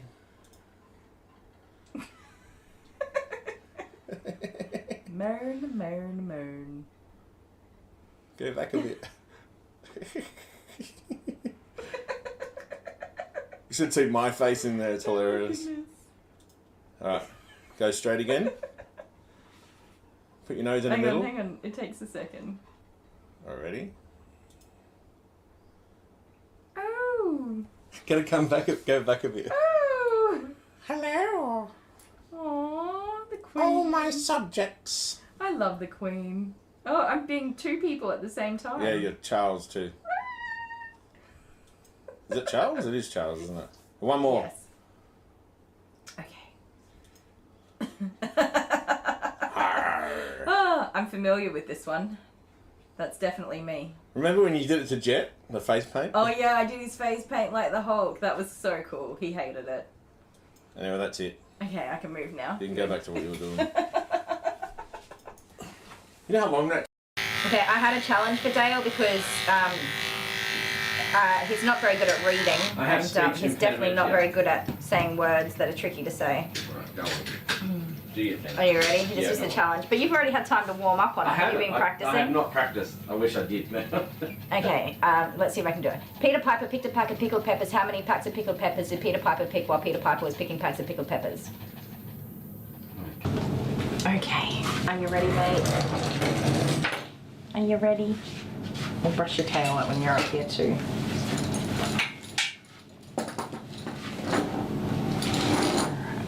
I hate putting the little old fellas in the hammock. I feel bad for them. I hate doing anything with the little old fellas, I gotta say. I don't want to hurt anybody. I know like how I feel when I have pain, so I can only imagine that these, you know, because he's quite frail. I just feel like everything I do hurts. When I'm in pain, I don't like to be touched or moved. So I always think about that. Alright, did we get you in? Are you in? Good boy. 4 legs, excellent. Alright, you ready to fly, my little man? Whee! Yeah, weight is such a funny thing, right? Because there's such a, like, yes, there's the medical side.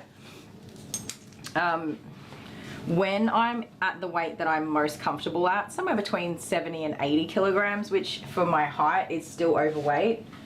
I don't carry a lot of weight on my tummy. It's more in my big chunky thighs and butt. So currently I'm carrying a bit of weight on my tummy since I know I'm too young to be menopausal, but I'm actually older than my mother was when she started menopause. Since I've gone down the perimenopause road, I've started to carry weight on my tummy, which is difficult, and that's something I am not all that comfortable with. But other than that, like that's when you start to get health issues, carrying weight around your belly and your neck and stuff like that. That's not good for you, that's not healthy. But having a fat butt, that's, you know, I feel beautiful and I'm not concerned about that at all. It doesn't bother me, and that's where I get like my ideal weight range is a weight range where I feel like a beautiful woman and really content in my body and knowing that I'm also healthy at the same time. Like, yes, there's a BMI and all that sort of stuff, but that's where I feel the most comfortable. And maybe it should be muscle and a toned body and all of that sort of stuff, but I'm just happy where I'm happy. Oh, how did you get it out of there? Thank you. Goodness me. Was it not in there to start with? Or did you pop it out? There you go. Thank you. I didn't even see that. All right, you're in now, you little goober.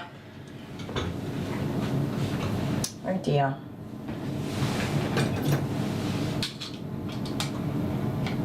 Like when you start to carry weight around your belly, you increase your risk of like diabetes and other things. So of course you have to consider your health, and those things aren't good. But also when you sort of start menopause, and especially when you are finished your menopause, those are things that just happen. That's what a woman's body does. So of course I need to be careful and considerate of those things. But I'm not concerned about what the scales say or what my BMI is and stuff like that. Like I feel most beautiful when I am a little bit chunky, you know. That's my ideal sort of look for myself. Thank you, Yvonne. Do you know what? I'm going to agree with you. I never used to be good at those sorts of things, but no, I'm really quite comfortable in my body.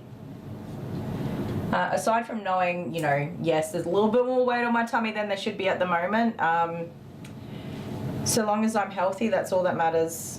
And yeah, once I get this surgery over and done with and I get my own body back and, you know, without pain and fibroids and stuff like that, oh my goodness, I will be getting myself back on track. But that does not mean I'm going to be in a size 8 pair of pants, because guess what, my butt's never fit in a size 8 pair of pants. The best I could hope for is a 12, and that's what I'm happy with. Even a 14, I really don't care.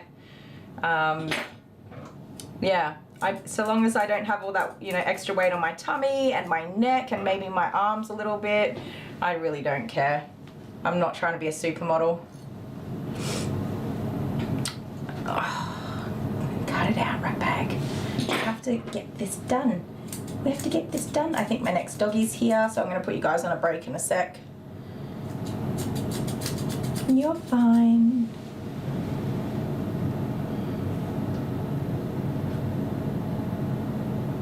Oh, Hannah, that's so true.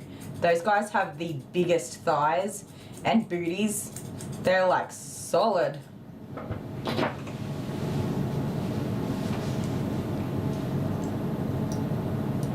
Anyways, I know like body positivity is like all over the internet and stuff, but seriously, love your body. Feel beautiful. And don't feel beautiful because the scale said you're allowed to. Feel beautiful because you are beautiful.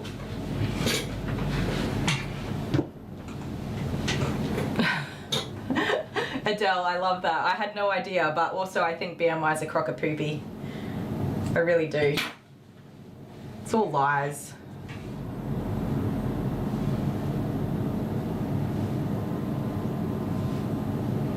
Yeah, right, Kay, get yourself sorted. You want to look after yourself, right? You want to have a little bit of fitness and a body that's able to do what it's supposed to do.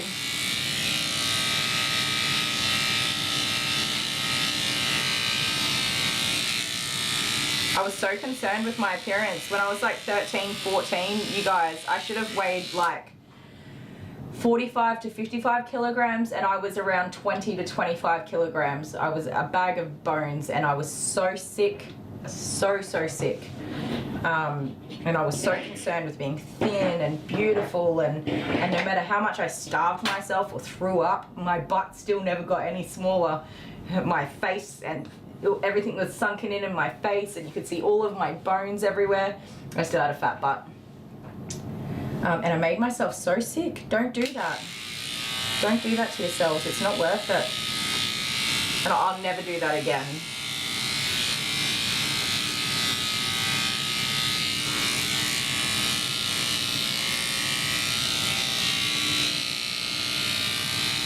Never.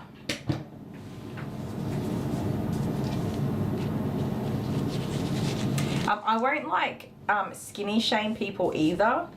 Some people are just like built that way. That's their natural bodies, and that's okay. If you are naturally just like slim and slender and you got long bones and long muscles, and good for you. Like, yes, that's another beautiful body type. There's nothing wrong with that. Or if you're incredibly muscular, or you're somebody who likes to do Pilates or heavy weightlifting, or, you know, just love the body that you're in and love it the way you love it. You don't have to be the person who's on the cover of a magazine. You just have to be happy and healthy. Healthy is important, but healthy is not the same for everybody. everybody has a different version of healthy that's right for them, and that is okay, and people need to start hearing that. No, we're not all meant to be the same, right?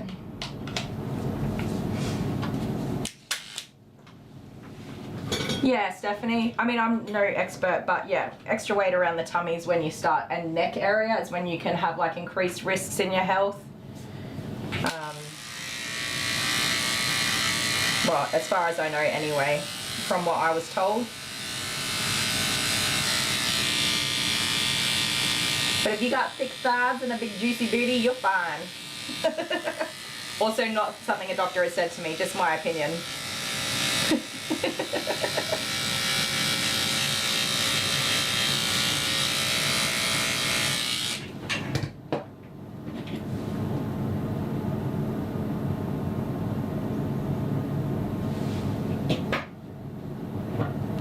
Yeah, Debbie, right? You just want to be healthy. Just healthy. Healthy is enough. Healthy is wonderful. I honestly, the only reason I've even got on scales lately was because of my upcoming surgery. I did try to lose a few kilograms, not very many. I just wanted to try to get into a BMI range that was going to be acceptable. Not because I cared about my BMI, but because I didn't want my surgery to be cancelled because of my BMI. My anesthesiologist, I can't say that word. Let's move on. That dude, right? I just had my review at the hospital, whenever that was, this week, last week? Anyways, I gotta get this dog. Hang on a second. Face in the camera? No, I'd like to see your face. Why? Just come stand over here. They're going to make fun of my mouth. I know, your mouth is amazing. Come stand over here. No, I don't want to. No, I don't really care. Don't look at my mouth. Peter Piper picked a pack of pickled peppers. Peter Piper picked a pack of pickled peppers. How many pickles? Peter Piper picked a pack of pickled peppers. How many packs of pickled peppers did Peter Piper pick when Peter Piper picked a pack of peppers? I did it. That you did not do it. That was definitely not it. That was not it. No one else can do that either. You're inhumane. Not inhumane, unhuman. You're inhumane, but Inhumane. Inhumane is like you're an abuser of people. Yeah, and animals. You're unhuman, I mean. It's not hard, my love. Okay, ready? Peter Piper picked a pack of pickled peppers. How many packs of pickled peppers did Peter Piper pick while Peter Piper was picking packs of pickled peppers? I don't know why I can do that. I did it in one shot. Crazy. Last night when Jet was telling it to me, and I was like, and he's just like, No. Reason I was just like, no. Everyone's going, everybody at home is now going, thank you, Angela. Angela suggested I move my phone before it picks up some puppy nuggets. oh, hello. What's this doggy's name? Simba. Simba. Simba. Aww. Do you want a toy? Do you want this one? Oh, look at that. It squeaks, I think.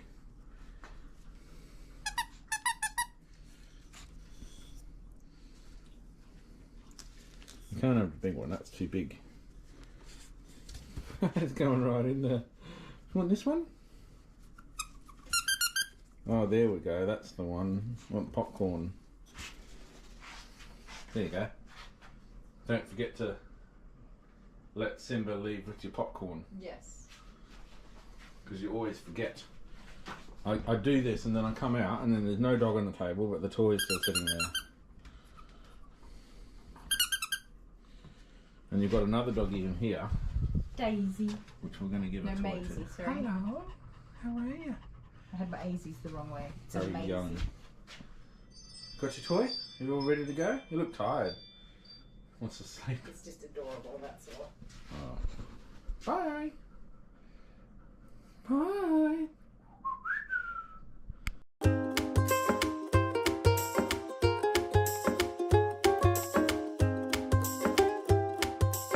Okie dokie. Oh, I just saw Lady and Pumbaa. I miss them so much. Okay, what was I saying? Let's get going. My next dog is Scout, the Spitz. Beautiful boy. He's brought me lots of hair. Just so you guys know, he's in the crate and he's gonna wait a few minutes while I finish up Sebi. So I went to my anesthesiologist. Don't come for me. I can't say some words my brain doesn't say. Oh my goodness.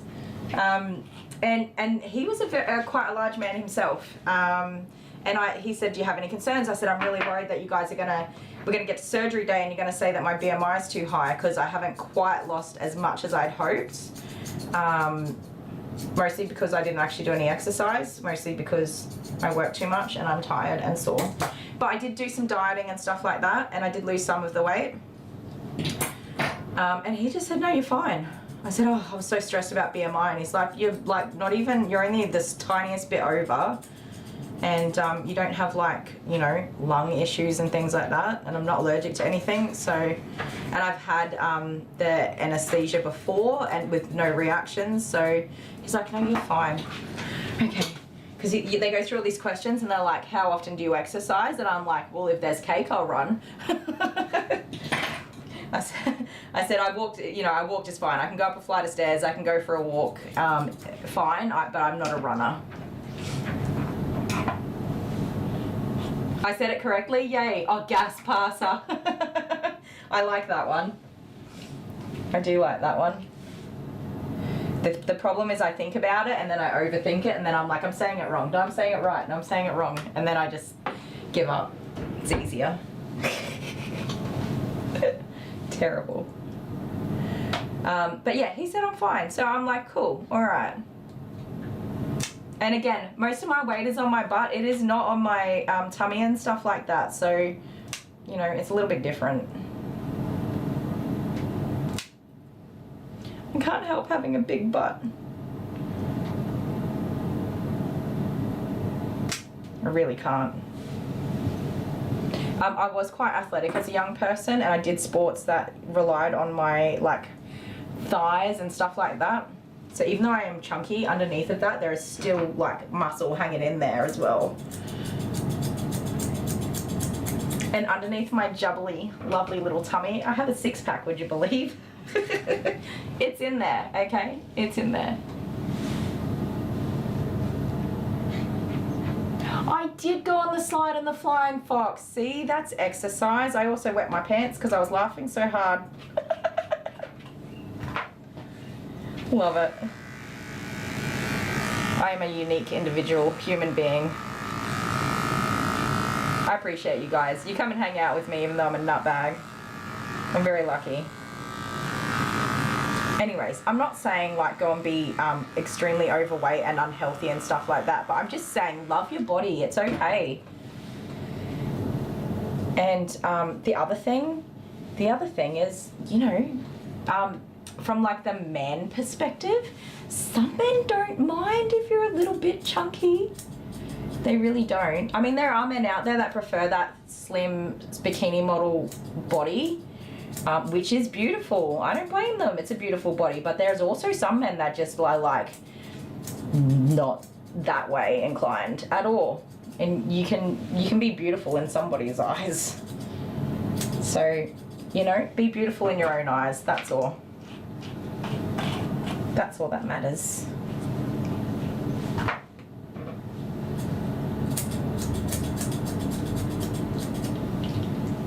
That's all. Just be beautiful in your own eyes.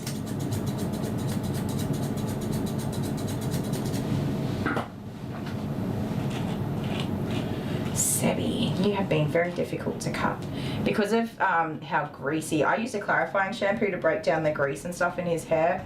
But he has these, I don't know what they're called, but they're sebaceous type bumps, and they release a lot of oil out of them all over his body. So it makes the hair just not that nice to cut.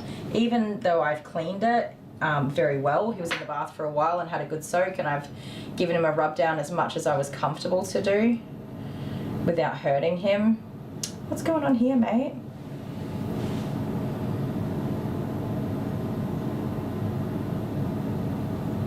Well, that can't be very pleasant.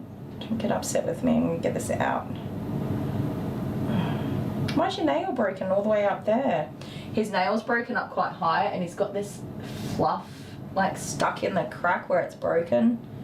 Let's cut it. I think I can cut that without making it bleed. I'm sorry if it bleeds. Okay. Oh, not quite high enough. What happened to get it broken all the way up there? There we go. It was all kind of like, I know it's not focusing, but that was all stuck in a little crack in the nail. There we go. That'll feel better for you. That was like right on where his quick is too, I think.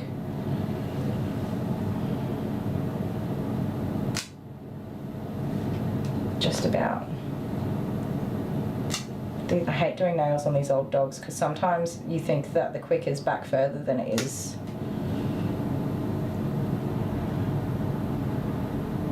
Slow and steady is the way to go. Slow and steady. So I'm gonna run a little bit over time with him, but that's pretty common with these old doggies. They just need more time, be gentle and loving and take care of them and talk, which I have been doing.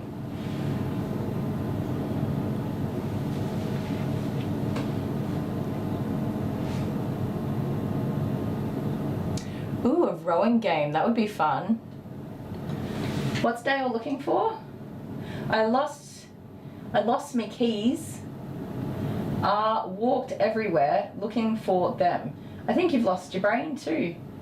Oh, and that's exercising. Yeah, when you lose your keys. I exercise when I walk into a room, forget why I walked into the room, and then walk out of the room, and then remember and walk back into the room and forget again. And I do that over and over. That's exercise. YouTube's trying to tell you something. For some of us that are with pain or have mobility issues, by the way, I've seen some really good exercises that are chair-based, so you can sit down and do them, just for anybody who was wondering. Like there's heaps of exercises for people with reduced mobility that look good, not silly. I keep getting ads for wall Pilates, where girls in tights with big butts are like, have their back end facing the camera while they're bent over against a wall. I don't know why. Every time I see it, I'm like, I'm literally not doing wall Pilates, but thank you. I see it like 100 times a day.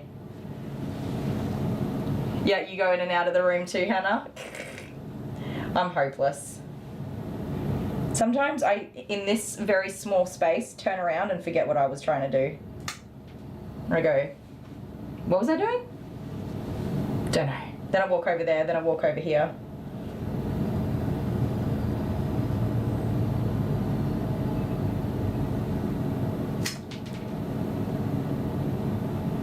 Eventually I'll work it out.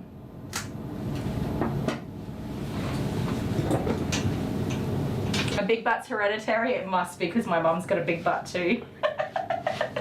Sorry, Mum. My dad doesn't. My dad is very tall and pretty slim, although he's a bit of a chunker right now because he's in his old man, I don't care about nothing stage. So he's got a big beard, a bald head because his hair finally fell out, but don't tell him, he's a bit sensitive about that. Covered in tattoos and piercings, of course. And he's got a big old belly, which I keep telling him, Dad, you need to lose your belly.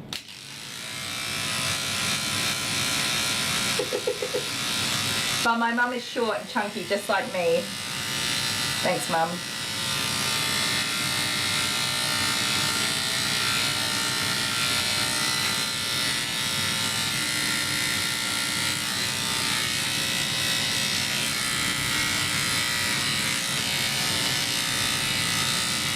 And we all have big butts in my family. Have I seen Kingsley and George? No. No, I probably won't see them until the end of the year now. Which is very sad. But you can't make people do what they don't want to do. Unfortunately. You could kidnap them too. Oh man. I could kidnap so many dogs. But I can't. But I wish I could.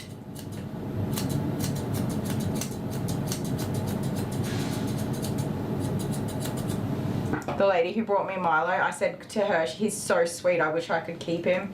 And she said, if you could keep him, I would let you. And that even made it harder, but I can't steal people's dogs. That would be so damaging for my business alone, but also it's illegal. That, like, those are like just very prominent reasons as to why I can't steal people's dogs.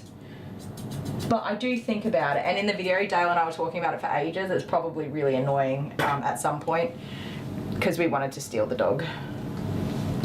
But we didn't. We were just thinking about it. We didn't do it. But I really wanted to. They're such beautiful boys, and with the right coat care, I think you could probably do a lot of recovery and get them in good condition.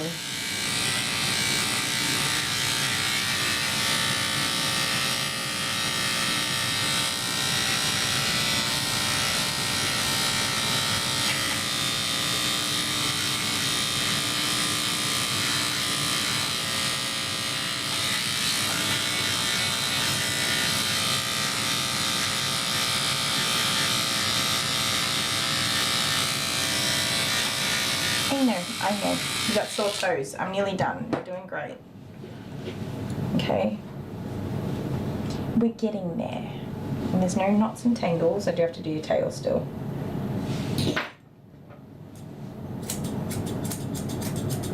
I've got a stupid song stuck in my head thanks to Dale and his Old Man Funk Band. Dale, why didn't you name the band the Old Man Funk Band? I like that better. You should change the name.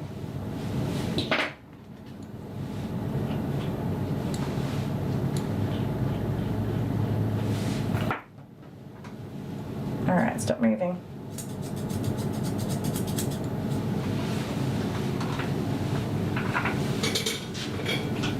Yeah, 5 days without food.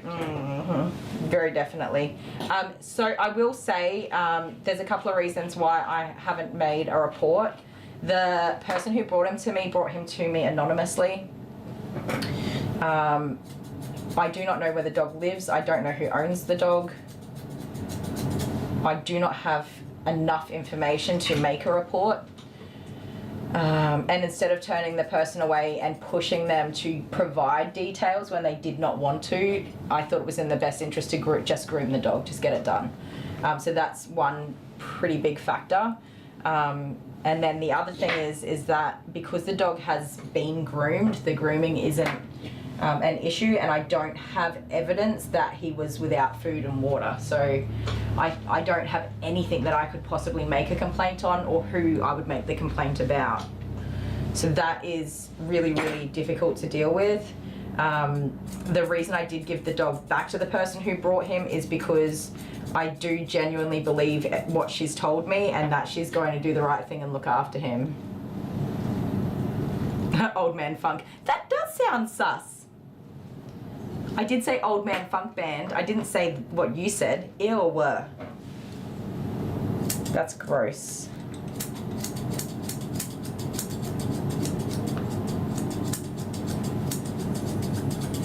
You made me say that out loud on YouTube. How dare you? I'm offended. Yeah. So, I mean, you get put in sometimes not good situations. I made the decision to go ahead because I wanted to do what was right for the dog. Before I groomed him, the lady had a pair of scissors and she was just cutting hair off of him. And he did have some scrapes and a couple of scabs where she'd cut him a couple of days ago. So she's been going and getting him every day and then feeding him and giving him water, taking him for a walk, and just spending some time cutting hair off of him. And she realized that she wasn't going to be able to get it all off, which is how she ended up finding me. But if I had pushed for information with the intent of making a report, she would have just not come to me, and that dog wouldn't have gotten the help that he needed right now. Like, he needed to get that hair off of him. So yeah, you have to make the decision to push or not push. I decided not to push. I decided to be supportive. And like I said, I'm going to try and raise just a small amount of funds through PayPal as well to cover a groom for him every 12 weeks. So 4 grooms a year. She can go and pick him up and drop him off. and it is not her dog, and she should not have to pay for the care of that dog. So she's happy to go and get him and bring him. Like, she'll go dog nap him. She's not even going to ask them. She's going to go dog nap him, bring him for his grooms, and if we can work out how to cover the cost of some of those. She said she's happy to pay for it, but yeah, I said I was going to try and fundraise for the next groom to be covered for her. And like I said, I don't want to over raise funds, because they will not go towards the grooming of dogs. It'll like, we use money to buy more equipment and stuff like that in the salon and support the growth of our YouTube channel and the content that we create, having computers and cameras and stuff like that. So I don't want to over fundraise saying it's going to pay for dog grooming when it's not. So for that reason, I'm only going to take accept direct donations to that grooming for one groom at a time. And hopefully, and I think we will, because we generally are very good at doing that, getting money through to do that. So one groom at a time, and she can go and pick him up and bring him over. And I might get some little bits and pieces for him, a jacket that fits, because she didn't have one that fit him. Stuff like that, you know, and just support looking after him. Not that anyone should have to do that, but we can help in our own way, you know. Coming up with a band name is just the worst. So I took a photo of the kids once and it looked like the cover of an album. So I generated or edited my own CD album cover picture with the kids in it. And I had to come up with a band name to put on it for this imaginary band that I created in my head. And I came up with what I believe to be the very best band name to have ever existed. And it wasn't even that hard. Do you guys want to know what it was?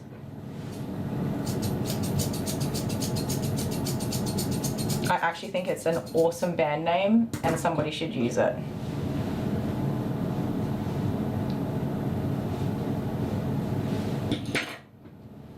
It's not that hard, Dale. My band name was Epic.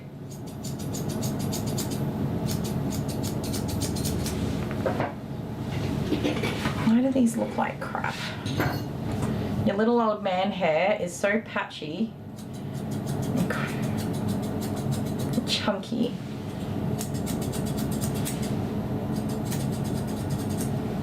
Okay, my band name for my children that I pictured them as being in a band when I looked at the photo. Are you ready for this? It was generic band name. That's what I put on the picture when I made their little CD album cover. It looks pretty cool. Just generic band name.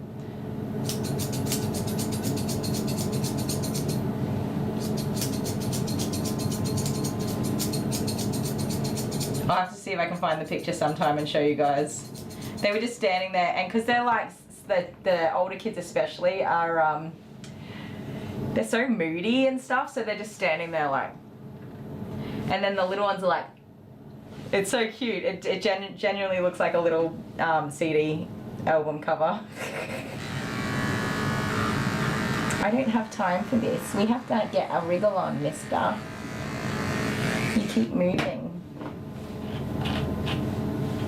Your hairs are so finicky. Yeah, I think I've told you guys before, generic band name. My band name's better than yours. Doo-dah, doo-dah.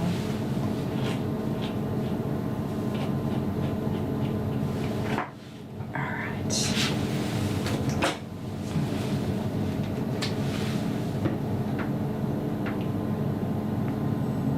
Epic M stuff's nice.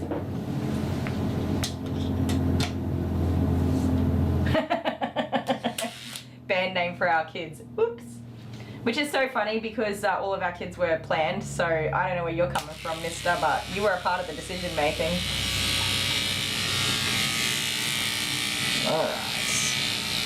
I know you don't love it, but let's just get it done. You just like to be like a cliche person, don't you? I'm the same. We joke about our children all the time. Mostly because they're destroying me. They're eating my soul from the inside out, and parenting is hard. Parenting is so hard. Kids are a-holes. They really are sometimes. I mean, you love them and they're amazing, but sometimes, oh my goodness. Like if you catch a kid in a bad mood and you're its responsible adult human, you're gonna bear the brunt of that bad mood every time. Like Jamie's mad at me right now because I confiscated some of his favorite things, his computer games and technology, because he didn't finish assignments at school, so he's very angry at me. He did not talk to me yesterday and the day before that either. I went in to say goodnight to him in his room and he was just like, get out. I opened the door, he's like, get out. Okay. I said, I guess you're grumpy at me, I'll come and see you tomorrow. Have a good sleep, I love you.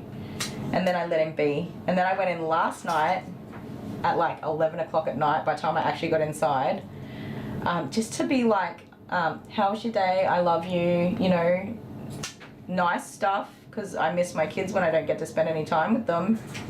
I opened the door, get out. I was like, excuse me, are you still angry at me? You can't stay angry at me. And he says, I will stay angry at you for as long as I want to. Now, get out. So of course I was like, okay, well, I love you and I'll see you tomorrow. So kids are such big old jerks. Big old jerks. You love them though. I do love my kids. Even when they're mean to me. And you know that you have to like give your kids like consequences and stuff. And you know they're gonna hate you, but you still have to do it. And then you're like, is it worth it? But you still have to do it. I did have to do it. The child was doing his assignment at the time. Both occasions that I walked into the room, yesterday and the day before, he was actually on his laptop doing his assignment. So he can be mad at me, it's alright. Gotta hate somebody. And you know, when you're a teenager, you got all these big feelings and emotions and everything sucks. You gotta take it out on somebody, so it might as well be me. Because at least I don't get mad, or like, sometimes I get upset, but I don't get truly upset very often. I can handle it. Oh, thank you, Hannah. I did put some colour into it. It won't stay, like, it'll come out where my hair is bleached because it's too porous to hold the dye, but it looks nice for a minute when I don't put very much time into my hair. Okay, let's brush out this tail, sir, and then you can go home. And I think you're just gonna be as good as you get. And I'm gonna tell Mum that he's gonna move to comfort grooming now because we're not gonna get a good finish on him. It's been a few grooms now where I haven't been able to get a good finish on him. Because he's had hair loss and he's got like bald patches all over and he's quite oily and greasy and he's got lumps and bumps and he's sore and old and I can't maneuver him as much as I would like to anymore. So we're gonna move more towards comfort grooming for him, which means we'll get him groomed and clean and tidy and love him, but we're not gonna focus on how it looks, more about how it feels for him and how he copes with and handles the groom. So that's that. It happens to all of our doggies at one point or another, and this is just one more on the comfort list now, sadly. But he's alright, he'll come back and see us again soon. He ain't going nowhere, but we do just need to be more considerate of his ability and mobility and how he's feeling, whether he's in pain or not, all that sort of stuff. Which of course I'm not going to be hurting any doggies if I don't need to, so I'm pretty quick to move towards more comfort grooming. Some people will continue to push dogs through and get grooms done. That's not me, so we'll take an ugly groom over a painful groom, won't we, mister? Yes. Okay.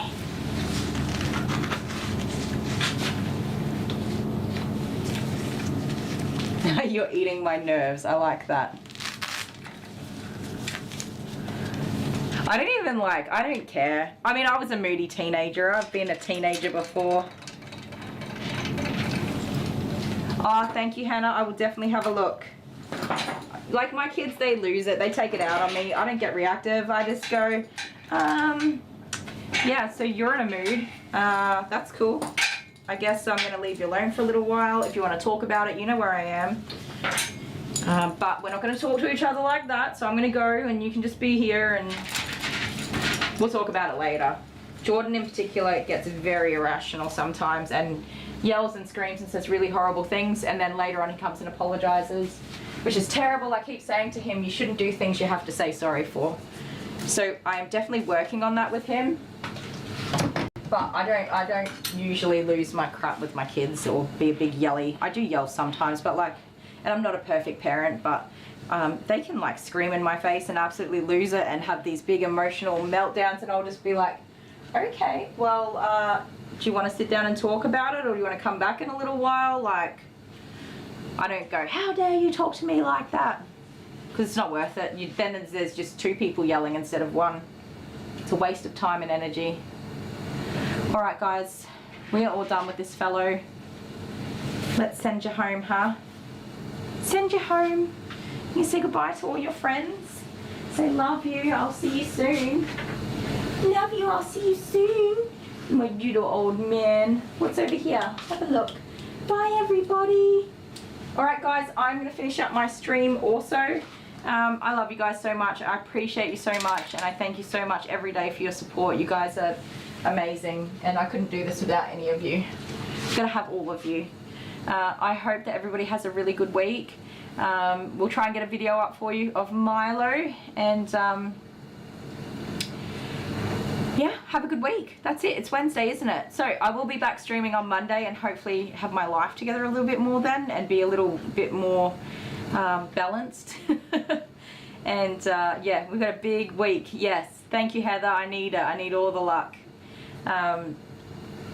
Yeah, well, I'll get there. I'll get everything sorted, and then next week I'll have a little bit more control and feel a little bit better about things. So we will see you then. Thank you to our moderators. We got to see Hannah, Alex, and Debbie today. Thank you so very much. Miss Honeybee's having a busy day today, as far as I know, and enjoying her day. So hello, Miss Honeybee, and thanks for moderating for us. And we'll see you on Monday too, hopefully. Thank you, Lois. Love you guys so much. Have a fantastic time of day. See you next week, guys. Bye. Say bye, everybody. Oh, it's Tuesday for you guys. Have a good Tuesday. Love you.